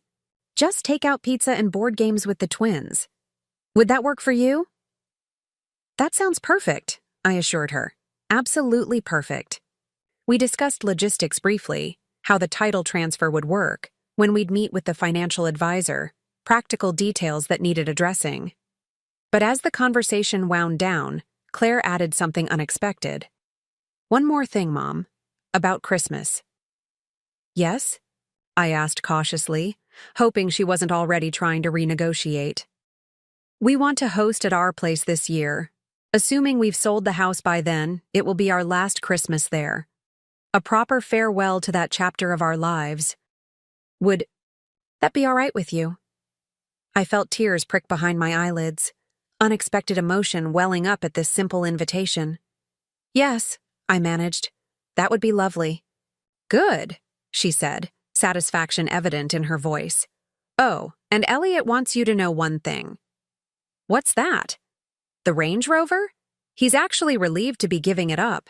Says it was always more trouble than it was worth. The constant worrying about scratches in parking lots, the premium gas, the pretending we could afford it. He's looking forward to driving something practical again. I laughed, surprised and delighted by this confession. Well, he's welcome to keep using it until you find something more suitable. That's part of the agreement. Actually, Claire said, a smile in her voice, we've already found something. An older model Subaru wagon. Great safety ratings, plenty. Of room for the twins and their gear. Excellent in snow. Elliot's college roommate is selling it. It's not fancy, but it's reliable. Sounds perfect, I said, hearing echoes of Richard in her practical assessment.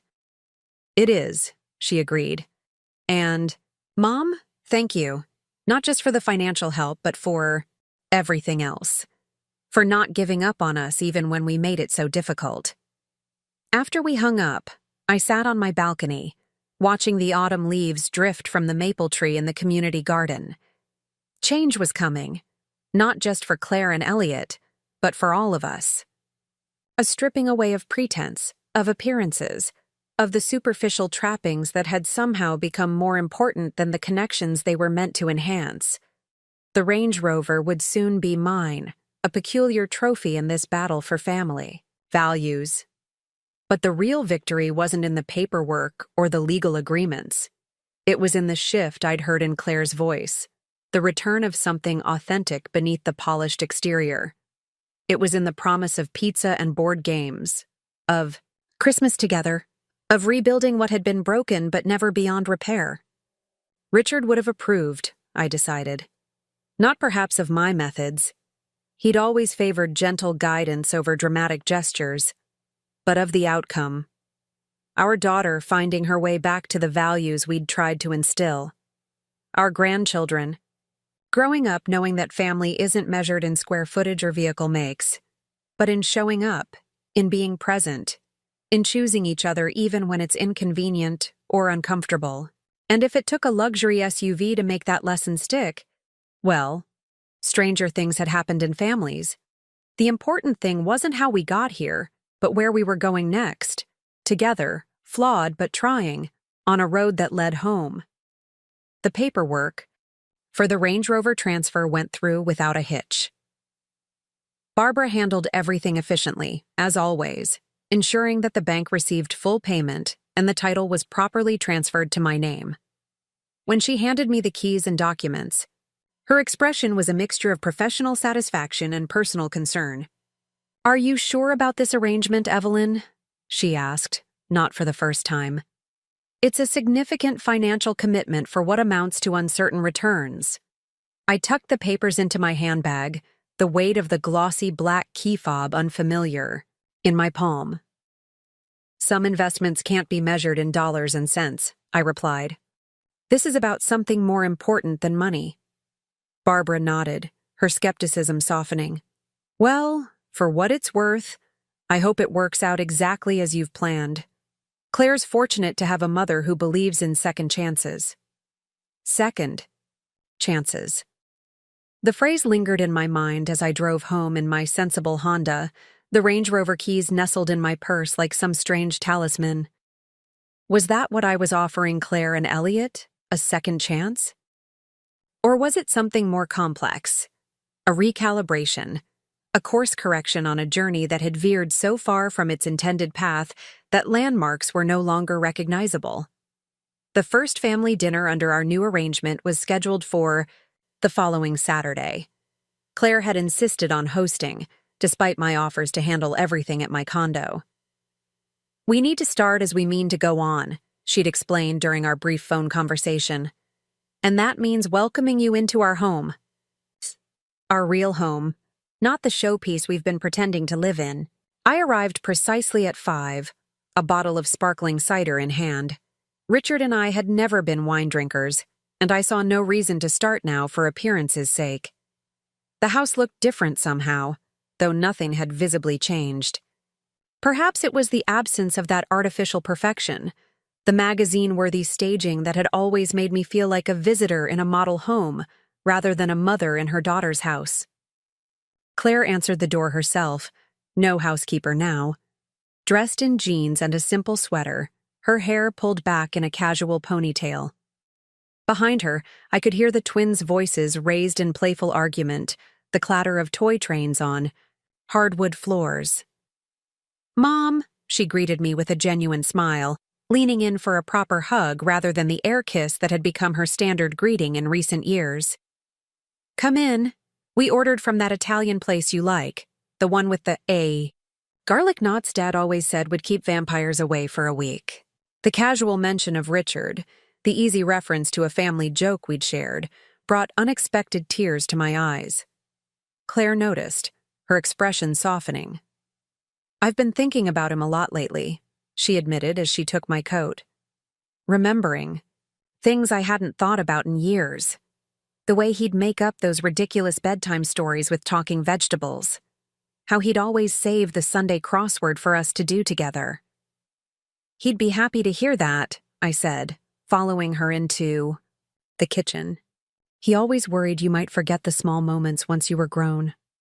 The kitchen was chaotic in the best possible way, pizza boxes stacked on the counter, paper plates and napkins arranged haphazardly, the twins' artwork covering the refrigerator where designer magnets had once held only carefully curated photographs. Elliot stood at the sink, filling plastic cups with ice water, his suit replaced by khakis and a faded university sweatshirt. He looked younger, less polished, more like the earnest young man Claire had first brought home all those years ago. "Evelyn," he greeted me, setting down the water pitcher to offer a handshake that turned awkwardly into a half-hug. "Thank you for coming, and for everything else."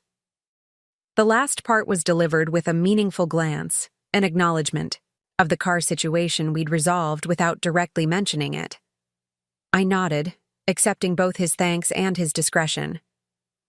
"Grandma!" Maxwell spotted me from the doorway, launching himself across the kitchen to wrap his arms around my legs. "Did you bring your famous cookies? The ones with the chocolate chunks?" I laughed, ruffling his hair. "Not this time, sweetheart, but I promise to bake a batch next week, just for you." Madison appeared more sedately, clutching a drawing in one hand. "I made this for you," she announced, presenting the paper with ceremonial gravity. "It's our family." The crayon artwork showed 5 figures standing before a simple house. Claire, Elliot, the twins, and me, all holding hands beneath a bright yellow sun. No Range Rover, no designer clothes, no trappings of wealth or status. Just family. Connected. Together. "It's beautiful," I told her, genuinely touched. "May I keep it?" She nodded solemnly. "You can put it on your refrigerator. That's where important papers go." Dinner was served family-style at the kitchen table rather than in the formal dining room that had always felt more like a stage set than a place for actual meals. The twins chattered about school and friends, their words tumbling over each other in their eagerness to share every detail of their lives. Claire and Elliot exchanged glances over their heads, fond, exasperated, united in a way I hadn't seen in years. "We had our first meeting with the financial advisor yesterday," Claire mentioned as we were finishing our pizza. The twins had migrated to the living room, engrossed in a board game that seemed to involve plastic dinosaurs and considerable negotiation over rules. "How did it go?" I asked, careful to keep my tone neutral, curious rather than judgmental.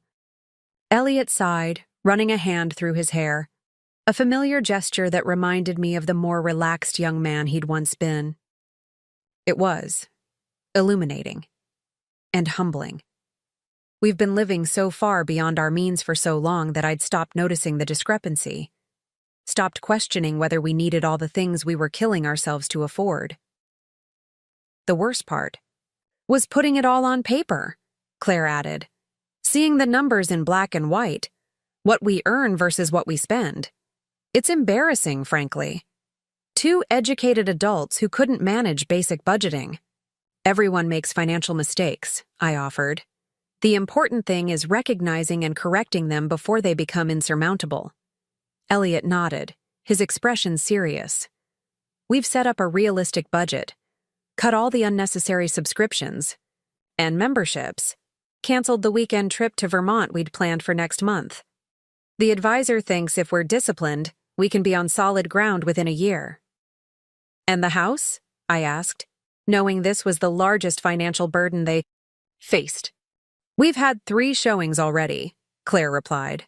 "One couple seemed very interested. If we accept their offer, we'd close by Thanksgiving."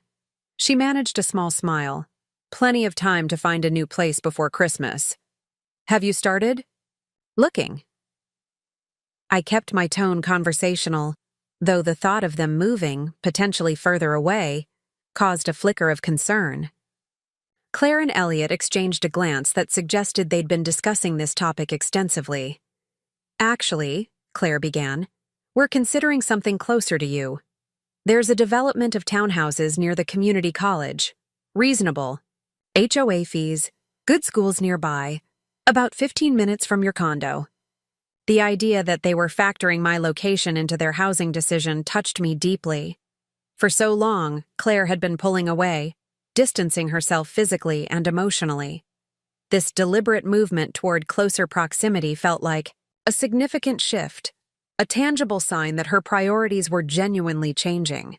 That sounds lovely, I said, careful not to overreact, to treat this casually as if regular family proximity was the most natural thing in the world.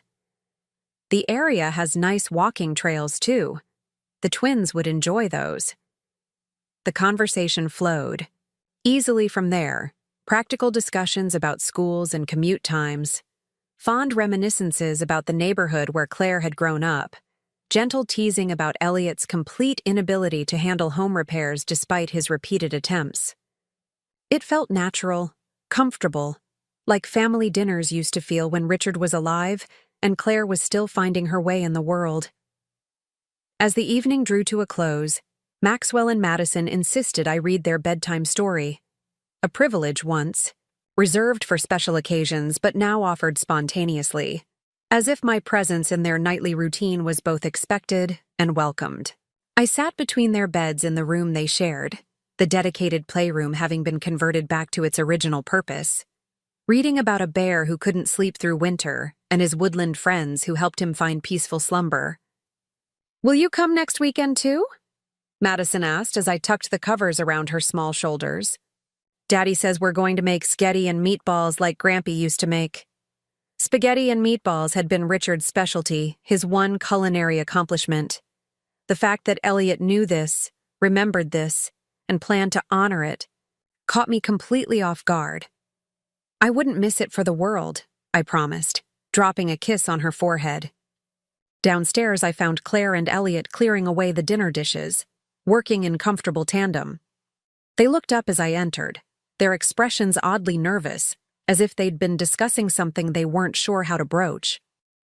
"The twins are asleep?" Claire asked, placing the last plate in the dishwasher. "Nearly," I confirmed. Madison had a few important questions about bear hibernation habits first. Elliot smiled, leaning against the counter. "She's going through a science phase. Everything has to be factually accurate or she won't accept it. Just like her grandfather," I noted, seeing Richard's methodical mind reflected in our granddaughter's curiosity. He could never enjoy science fiction movies because he'd get too distracted by the inaccuracies. A comfortable silence fell, broken only by the gentle hum of the refrigerator and the distant sound of wind chimes from the back porch. A birthday gift from Richard to Claire years ago that I was surprised to see had survived their move toward more sophisticated decor. "Mom," Claire finally said, exchanging another glance with Elliot, "there's something we'd like to discuss with you, about the Range Rover." My heart sank slightly. Was this where they would try to renegotiate our agreement? Ask for more time? Before meeting the conditions? Explain why the financial counseling was too invasive, too demanding? "What about it?" I asked, keeping my voice steady. "We've been thinking," Elliot began, uncharacteristically hesitant. "The arrangement we made, it's more than generous and we're grateful, but it doesn't feel right." "Doesn't feel right how?" I pressed, bracing myself for whatever would come next. Claire stepped forward, her expression earnest. "You shouldn't have had to buy back a car that was essentially a symbol of everything we got wrong. Our priorities, our values, our financial decisions. The Range Rover represents all of that. Taking your money to fix our mistake seems like perpetuating the problem, not solving it." I blinked, surprised by the direction this was taking. "What are you suggesting instead?" "We want to sell it," Elliot said firmly. "Use the proceeds to pay off some of our other debts, make a fresh start. The Subaru is more than adequate for our needs." More than adequate, he repeated, as if still amazed by this revelation. It has heated seats and everything. But the Range Rover is mine now, I pointed out. Not to be difficult, but to understand their reasoning. Legally, I own it. We know, Claire acknowledged. That's why we're asking your permission. Your blessing, really. You could sell it yourself, keep the money. God knows you've earned it after everything we've put you through. Or we could sell it and split the proceeds. Whatever you think is fair. I studied them both. These two people who had seemed so foreign to me just weeks ago, who had created a life I neither recognized nor understood. Now I could see glimmers of the Claire I'd raised, the Elliot she'd first fallen in love with. Practical, thoughtful, beginning to recognize the difference between what they wanted and what they needed. Let me think about it, I said finally. It's a significant decision. We shouldn't rush it. They nodded, clearly relieved that I hadn't dismissed the idea outright. As I gathered my purse and sweater to leave, Claire walked me to the door, lingering in the entryway after Elliot had tactfully retreated to check on the twins. I mean it, Mom, she said quietly. About selling the car. It's not about the money, though God knows we could use it. It's about, I don't know, symbolism, I guess. Cutting ties with who we were trying to be and figuring out who we actually are. I squeezed her hand, touched by the sincerity in her voice. I understand, Claire. More than you know. The drive home in my Honda, practical, reliable, paid for years ago, gave me time to reflect on their unexpected proposal. The Range Rover sat in my assigned parking space at the condo, a glossy black monument to excess that looked absurdly out of place among the sensible sedans and minivans of my neighbors. I hadn't driven it yet, hadn't even sat behind the wheel since taking possession. It wasn't my style, wasn't my world. The following week passed in a flurry of activity. Claire called almost daily with updates. A second showing of the house that went well, the twins' Halloween costume plans, dinosaurs in keeping with Madison's scientific phase, Elliot's preliminary conversations with smaller firms that might offer positions with less pressure and more reasonable hours. Each call felt like another stitch in the fabric of our reconnection, another step toward the relationship we'd once taken for granted. I spent my days volunteering at the community kitchen, attending my book club, having coffee with Martha and other friends who had stood by me during the difficult months after Richard's death. But increasingly, my thoughts turned to Claire's proposal about the Range Rover, to the symbolism of holding on to or letting go of this vehicle that had become such a fraught representation of values and choices. By the time Saturday arrived, spaghetti and meatballs night, as the twins excitedly reminded me when I arrived, I had made my decision. I waited until after dinner, after the twins were bathed and in pajamas but still awake and lively in the living room, building an elaborate fort from couch cushions and blankets. I've been thinking about the Range Rover, I announced, my voice casual but loud enough to catch everyone's attention. Even the twins paused in their architectural efforts, sensing the importance of the moment. Claire straightened, exchanging a quick glance with Elliot. And? I agree it should be sold, I said, but not to pay off debts or split the proceeds. What then? Elliot asked, his brow furrowed in confusion. I smiled, looking at each of them in turn. Claire, Elliot, Maxwell with his father's serious eyes, Madison with her grandfather's questioning tilt of the head. I think the money should go into education funds for the twins. Not just college, but music lessons, art classes, science camps, whatever interests they develop, whatever passions they want to pursue. There was a moment of stunned silence, broken by Maxwell's enthusiastic, "Does that mean I can take karate?" A question that prompted laughter from all the adults. It means, Claire explained, kneeling to his level, that Grandma wants to make sure you and your sister have opportunities to learn and grow, to find out what you love doing. Like Grampy's camera? Madison asked, her small face serious. The one he let me use for taking pictures of butterflies? Exactly like that, I confirmed. my voice catching slightly at this evidence that she remembered Richard, remembered his passion for photography that he'd so lovingly tried to share. Grandpa always said finding what you love is the most important. Education. Claire's eyes glistened with unshed tears.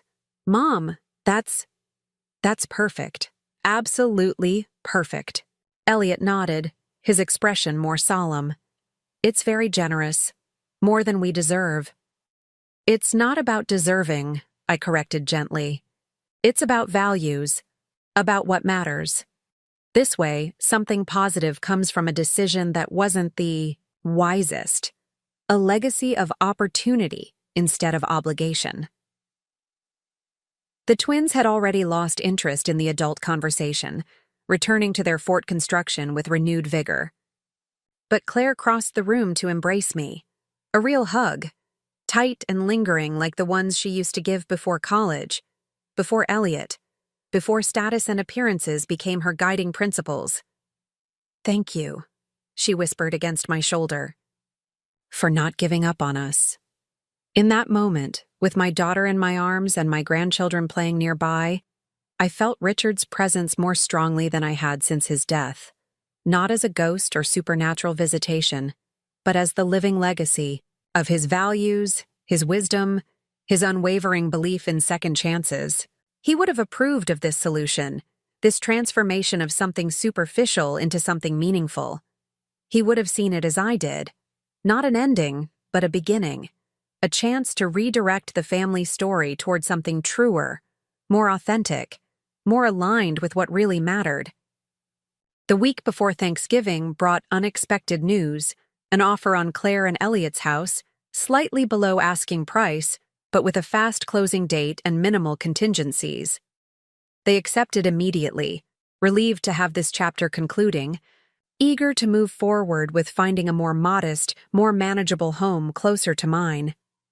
We'll be in temporary housing for Christmas, Claire explained during one of our now regular evening phone calls. The townhouses we like won't be ready until February. But Elliot's firm has corporate apartments they let employees use during transitions. It won't be fancy, but it will be clean and furnished. Plenty of room for our Christmas celebration. Are you sure you don't want to hold Christmas at my place? I offered again. The condo isn't large, but we'd manage. No, we want a host, she insisted. It's important to us, to me especially.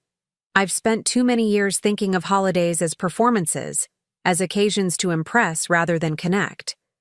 I want to show you, and myself, that I can create a meaningful Christmas in a basic apartment with minimal decorations and simple food. I couldn't argue with that sentiment, so rich with the values Richard and I had tried to instill. Whatever you decide, sweetheart, I'll be there with bells on. Speaking of decisions, she continued, her tone shifting to something more businesslike.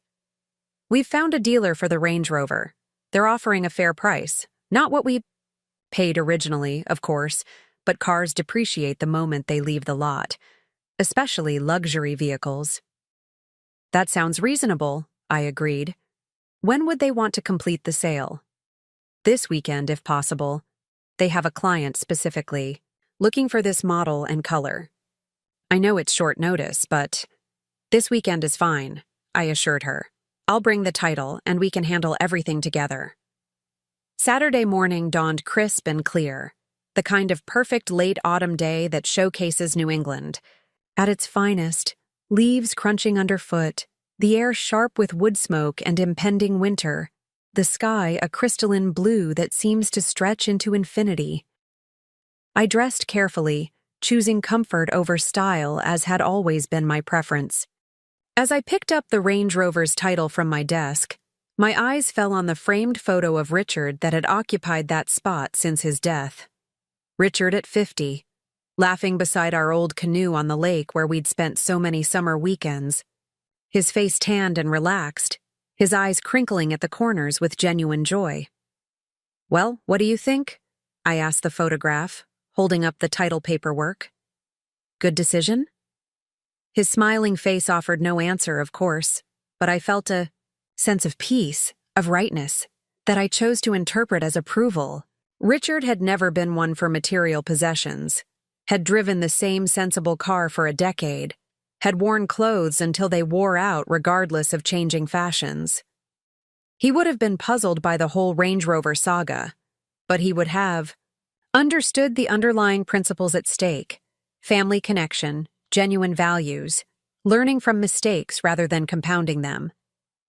I met Claire and Elliot at the dealership, a sleek, modern building with floor-to-ceiling windows and an army of sales staff in matching polo shirts.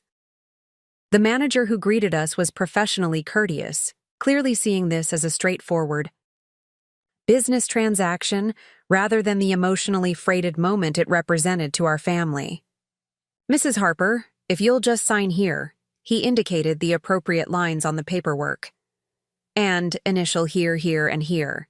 This acknowledges the purchase price and transfers ownership to our dealership." I signed where indicated, officially, relinquishing ownership of a vehicle I'd never actually driven. As I handed the pen back to the manager, he produced a check with a flourish. "Made out to you, as requested. If you'd like to deposit it immediately, there's a bank branch just down the street that's open until noon on Saturdays." I accepted the check, glanced at the substantial figure, and then handed it directly to Claire. "For the twins' education fund, as we discussed, you and Elliot should set it up properly, a 529 plan or whatever the financial advisor recommends." Claire took the check with visible emotion, her fingers trembling slightly. "Mom, are you absolutely sure? This is a lot of money. You could use it for yourself. Travel, home improvements, whatever you want." "What I want," I said firmly, "is for Maxwell and Madison to have opportunities, to explore their interests without worrying about cost, to discover their passions the way their grandfather did." I smiled, remembering Richard's various enthusiasms. Over the years, photography, woodworking, astronomy, each pursued with wholehearted dedication regardless of skill level. That's worth more to me than any trip or home renovation. Elliot cleared his throat, blinking rapidly in a clear effort to maintain composure. "We'll make sure it's set up properly. Legally protected, earmarked specifically for educational purposes." "I know you will," I assured him, and meant it. Despite his financial missteps, I had never doubted Elliot's fundamental decency, his genuine love for his children. He had simply lost his way for a time, seduced by status and appearances like so many in his position. As we left the dealership, I glanced back at the Range Rover one last time, gleaming, imposing, a testament to wealth and status that had nearly cost my daughter her family connections, her authentic self, her grounding in what truly mattered. Soon it would belong to someone else, would represent something else entirely in another family's story. I felt no attachment to it, no regret at its passing from our lives. Outside in the parking lot, Claire hugged me impulsively. "I know I keep saying this, but thank you. Not just for the money, but for the wake-up call. For helping us see what we were becoming before it was too late." I returned the embrace, marveling at how natural physical affection between us had become again after years of stiff, formal interactions. "That's what family does," I said simply. "We help each other find our way back when we get lost." Elliot stood awkwardly to one side, clearly moved but unsure how to express it. Finally, he extended his hand formally, a gesture that struck me as both touchingly sincere and slightly comical in its stiffness. "Evelyn," he said, his voice rough with emotion, "I want you to know how much I appreciate everything. The financial assistance, yes, but more than that, the second chance, the opportunity to reset, to rebuild on better foundations." I shook his hand, then impulsively pulled him into a brief hug as well. "Your family, Elliot, for better or worse, through luxury SUVs and sensible sedans." He laughed, some of the tension leaving his shoulders. "I'm starting to think the Sedans have a lot to recommend them. They certainly have better gas mileage," I agreed with a smile, "and they're much easier to park." We parted ways in the parking lot, Claire and Elliot heading to the bank to deposit the check before it closed, me returning to my condo, where Martha was coming over for lunch and an afternoon of planning our volunteer schedule for the holiday season. As I drove home in my practical Honda, I felt lighter somehow, unburdened by a weight I hadn't fully recognized until it was gone. The Range Rover saga was over, its material presence in our lives concluded, but its impact lingered, not as a symbol of status or wealth, but as the catalyst for a family recalibration, a return to foundations that had been temporarily lost but never completely forgotten. In its own strange way, that overpriced vehicle had become the means of rediscovering what mattered most. Richard would have appreciated the irony, I thought with a smile. He always did enjoy when life's lessons came packaged in unexpected ways. The week before Christmas brought a flurry of activity. Claire and Elliot had completed their move out of the sprawling showcase home and into the corporate apartment, a serviceable 3-bedroom unit in a development not far from the community college. "It's basic," Claire had warned during one of our daily phone calls, "but clean and functional." The twins are actually sharing a room again and loving it. They've created an elaborate pulley system between their beds to pass toys back and forth after lights out. I smiled at the image, so at odds with the carefully separated, meticulously decorated bedrooms they'd occupied in the previous house. "Children are remarkably adaptable," I observed. "Far more so than adults, sometimes." "Isn't that the truth?" Claire agreed with a self-deprecating laugh. "Maxwell hasn't mentioned his iPad once since we packed it away. Meanwhile, I'm still searching every drawer for my expensive face cream before remembering I switched to the drugstore brand. These small admissions of adjustment, of scaling back and simplifying, came with increasing frequency now, delivered not with resentment, but with a kind of bemused self-awareness that suggested genuine growth rather than mere accommodation. Claire was discovering, as Richard had always maintained, that luxury items rarely deliver happiness proportionate to their cost. As Christmas approached, I found myself filled with an anticipation I hadn't experienced in years. The holiday had become such a source of disappointment, of pointed exclusion, that I'd trained myself to treat it as just another day. Perhaps with slightly more festive food and a phone call to Martha, but otherwise unremarkable. This year would be different. This year I would be surrounded by family, by the sound of children's excitement, by the simple joy of shared celebration. The twins had called me personally, Claire letting them use her phone while she supervised in the background to issue the formal invitation.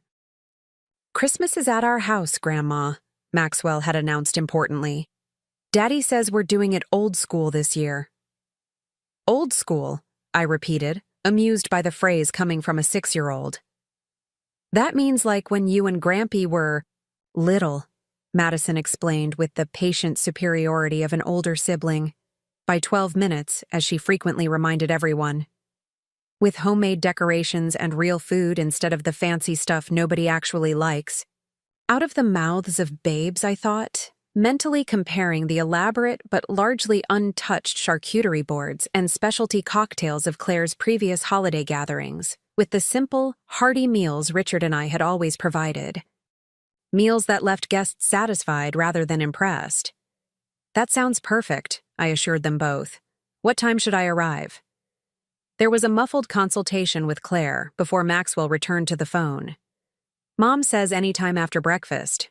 We're doing presents in the morning, just us, but then you can come for the rest of Christmas."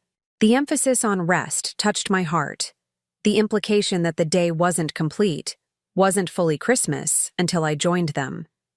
Such a simple acknowledgement, yet so meaningful after years of feeling peripheral, optional, an afterthought, to their holiday plans. 2 days before Christmas, I made the rounds of my favorite local shops, selecting thoughtful gifts for each family member. For Maxwell, a beginner's microscope kit I'd spotted in the educational toy store. For Madison, a set of proper colored pencils and a sketchbook, nurturing the artistic talent she'd inherited from Richard. For Claire, a delicate silver bracelet with a single charm, a miniature Christmas tree, and a handwritten note. Explaining this would be the first of many charms, a new one each year to mark our holidays together. For Elliot, I'd found a vintage fishing tackle box at the antique store, remembering Claire's casual mention that he'd expressed interest in learning to fish, something his status-conscious father had dismissed as a hobby for people who can't afford golf. The corporate apartment complex was easy to find, its uniform buildings arranged around a central courtyard that had been perfunctorily decorated for the holidays. A few strands of lights, a somewhat bedraggled artificial tree in the lobby. I parked my Honda beside Elliot's new-to-him Subaru, gathering my bags of gifts and the sweet potato casserole I'd insisted on contributing to the meal. The familiar recipe passed down from my grandmother had been a staple at our holiday table throughout Claire's childhood. Its absence from recent family gatherings, replaced by caterer-provided dishes with French names and exotic ingredients, had always felt symbolic of the wider disconnect between the values I'd tried to instill and the life Claire had embraced. Unit 14B was on the second floor, its door distinguished from identical neighbors only by a handmade wreath, clearly, crafted by the twins, pine cones, ribbons, and glitter arranged with more enthusiasm than symmetry. I hadn't even knocked before the door flew open, revealing Maxwell and Madison in matching flannel pajamas, their faces alight with excitement. "Grandma's here," Maxwell announced to the apartment at large, as if heralding royalty. Grandma, you have to see our tree." Madison grabbed my hand, tugging me inside before I'd even set down my bags.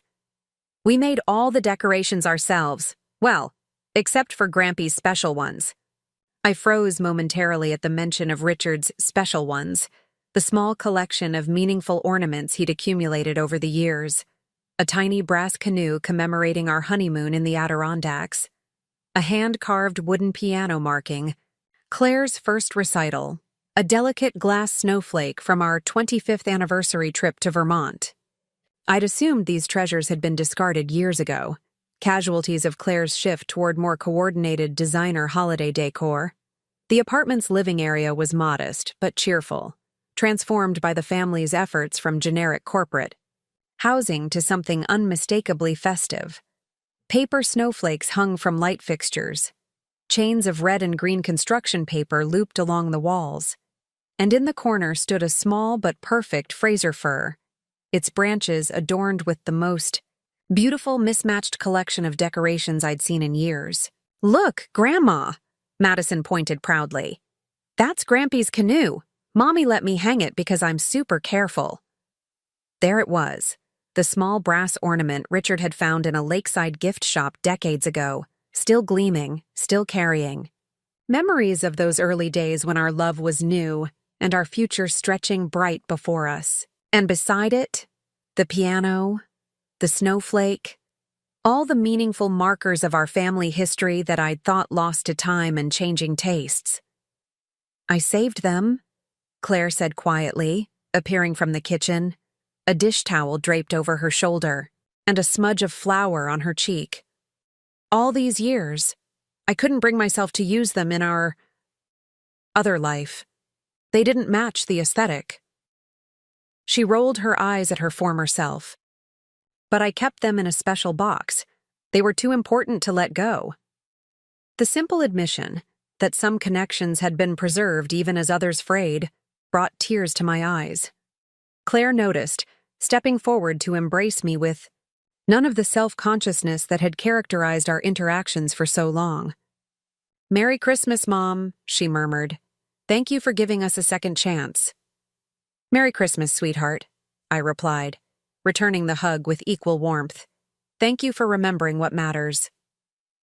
The day unfolded with a comfortable rhythm, so different from the orchestrated perfection of Claire and Elliot's previous holiday entertainments.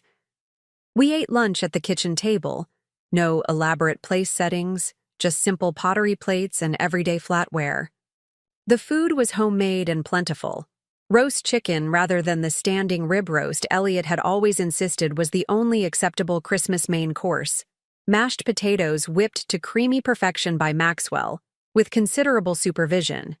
green beans prepared with more butter than was strictly necessary because, as Claire confessed with a laugh, that's how Dad always made them, and they tasted so much better than my healthy version. After lunch, we exchanged gifts in the living room, sitting on the floor around the tree because the apartment came furnished with only a love seat and one armchair. The twins exclaimed over their presence with genuine delight. Maxwell immediately, wanting to examine dust mites from the carpet, Madison already sketching a snowman with her new colored pencils. Claire fastened the bracelet around her wrist with visible emotion, promising to treasure each charm as it joined the collection. Elliot examined the vintage tackle box with the reverence of someone receiving a family heirloom rather than a recent purchase. "This is perfect," he said, running his fingers over the worn leather handle. "My grandfather had one just like this. I used to watch him organize his lures for hours, categorizing them by type and color." He looked up, meeting my gaze directly. "I never told anyone that before. It didn't seem relevant to the life we were living." "Well, it's relevant now," I assured him. "And if you'd like a fishing companion come spring, I happen to know my way around a rod and reel. Richard and I used to spend every other weekend at the lake when Claire was small." His surprise gave way to genuine pleasure. "I'd like that very much, Evelyn." As afternoon drifted into evening, we played board games at the kitchen table, Scrabble for the adults, a simplified version for the twins who formed a team with frequent coaching from Claire. When Madison's eyelids began to droop around 8:00, Elliot scooped her up with practiced ease. "Bedtime for dinosaurs," he announced, using the nickname that had evolved from their current prehistoric obsession. "Say goodnight to Grandma." "But it's Christmas," Maxwell protested weakly, his own yawn undermining his argument. "We're supposed to stay up late on Christmas." "You have stayed up late," Claire pointed out, ruffling his hair affectionately. "And Santa has already come and gone. Even dinosaurs need their rest." The bedtime routine was swift and efficient, teeth brushing supervised by Elliot, one story read by Claire, final hugs distributed all around. When the children's bedroom door closed behind them, a comfortable quiet settled over the apartment, broken only by the soft sounds of Claire making tea in the kitchen. "They're wonderful children," I observed as she returned with 3 steaming mugs. "So resilient, so open-hearted." "They get that from you and Dad," she replied, settling beside me on the love seat while Elliot took the armchair. The openness, the enthusiasm for simple pleasures. I tried so hard to give them every advantage, every opportunity. I didn't realize, until recently, that the greatest advantages aren't material at all. "It's an easy mistake to make," I said gently, "especially when you're surrounded by people who measure success in square footage and vehicle brands." Elliot nodded, his expression thoughtful. "My father still doesn't understand why we're scaling down, as he calls it. He sees it as failure, as giving up. He actually suggested I seek therapy for depression because no mentally healthy person would willingly leave Lakeview Heights for a townhouse near the community college." "And what did you tell him?" I asked, curious about this man I was coming to know anew, this more authentic version of my son-in-law emerging from beneath layers of pretense and expectation. "I told him I've never felt more mentally healthy in my life," Elliot replied with unexpected firmness. "That for the first time, since college, I'm making choices based on what feels right for our family, not what looks impressive to others." Claire reached across to squeeze his hand, a gesture of solidarity that spoke volumes about their shared journey, their unified recommitment to values beyond appearance and status. "We're still figuring it out," she admitted to me. "Some days are harder than others." I still catch myself wondering what people will think when they see our new address, our simpler lifestyle. But then I remember how it felt when we were constantly stretching, constantly pretending, constantly worried about keeping up appearances. That was the real failure, not downsizing to a home we can actually afford. We talked late into the Evening. The conversation flowing with an ease I hadn't experienced with Claire in years.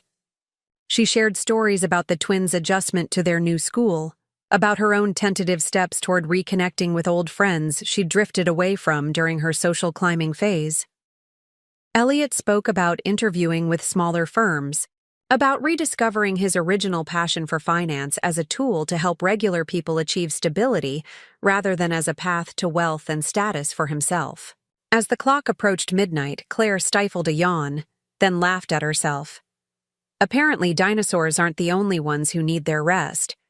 Would you like to stay over, Mom? The sofa pulls out into a bed. It's not the most comfortable, but I should probably head home, I said, touched by the offer but aware of the apartment's limited space. Martha's coming for breakfast tomorrow, but thank you for asking. For everything, really. This has been the most wonderful Christmas. The first of many, Claire promised, walking me to the door. Next year we'll be in the townhouse. More room, a proper guest bedroom. You could stay the whole week if you wanted. The casual invitation, so different from the carefully scheduled limited engagements of recent years, warmed me from within. Let's start with Christmas Eve through Boxing Day and see how we all feel, I suggested with a smile. Even the closest families need a little breathing room. Claire laughed, acknowledging the wisdom in this measured approach. Deal. But you're always welcome, Mom. Always. I hope you know that now. As I drove home through quiet streets, Christmas lights twinkling from windows and doorways, I found myself reflecting on the journey of the past few months. From estrangement to reconciliation, from superficial connection to genuine relationship, from a daughter who banned me from Christmas to one who insisted I was essential to the celebration. The transformation wasn't complete. Real change never happens overnight, and I harbored no illusions that there wouldn't be setbacks, disagreements, moments when old patterns reasserted themselves. But the foundation had been rebuilt, stronger, now for having been tested, more valued for having been nearly lost. The Range Rover that had catalyzed this family reckoning was gone now, sold to fund opportunities for the next generation rather than status symbols for the current one. In its place had emerged something far more valuable: authenticity, connection, shared purpose. The vehicle that had once symbolized everything wrong with Claire and Elliot's priorities had, in its passing, cleared the way for everything right to take root and flourish. Richard would have appreciated the irony, I thought, as I pulled into my condo's parking lot. He had always maintained that the most important journeys weren't measured in miles or destinations, but in growth, in understanding, in becoming more fully ourselves and more deeply connected to those we love. By that measure, our family had traveled further in these past months than any luxury SUV could have taken us. As I let myself into my quiet condo, I spotted Madison's drawing on the refrigerator. 5 stick figures holding hands, family connected. Despite differences, despite mistakes, despite the inevitable complications that come with loving, imperfect people imperfectly, I touched the crayon outline of my own figure, gray-haired but standing tall, an equal part of the circle rather than an afterthought or obligation. Some might see our story as one of loss, of wealth, of status, of the glossy trappings of success as defined by certain segments of society. But I knew the truth. This Christmas hadn't marked an ending but a beginning, not a diminishment, but an expansion of what was truly valuable. My daughter hadn't lost her way. She had found it again. And in doing so, she had given us all the most precious gift of all. Not a luxury SUV with heated leather seats and a premium sound system, but a family reconnected, recommitted, ready to travel forward together on a road paved with authentic values and genuine love. That, I thought as I prepared for bed in my quiet condo, my heart full and at peace, was worth more than any vehicle, any address, any status symbol ever invented. That was the true luxury none of us could afford to live without. Up next, you've got 2 more standout stories right on your screen. If this one hit the mark, you won't want to pass these up. Just click and check them out.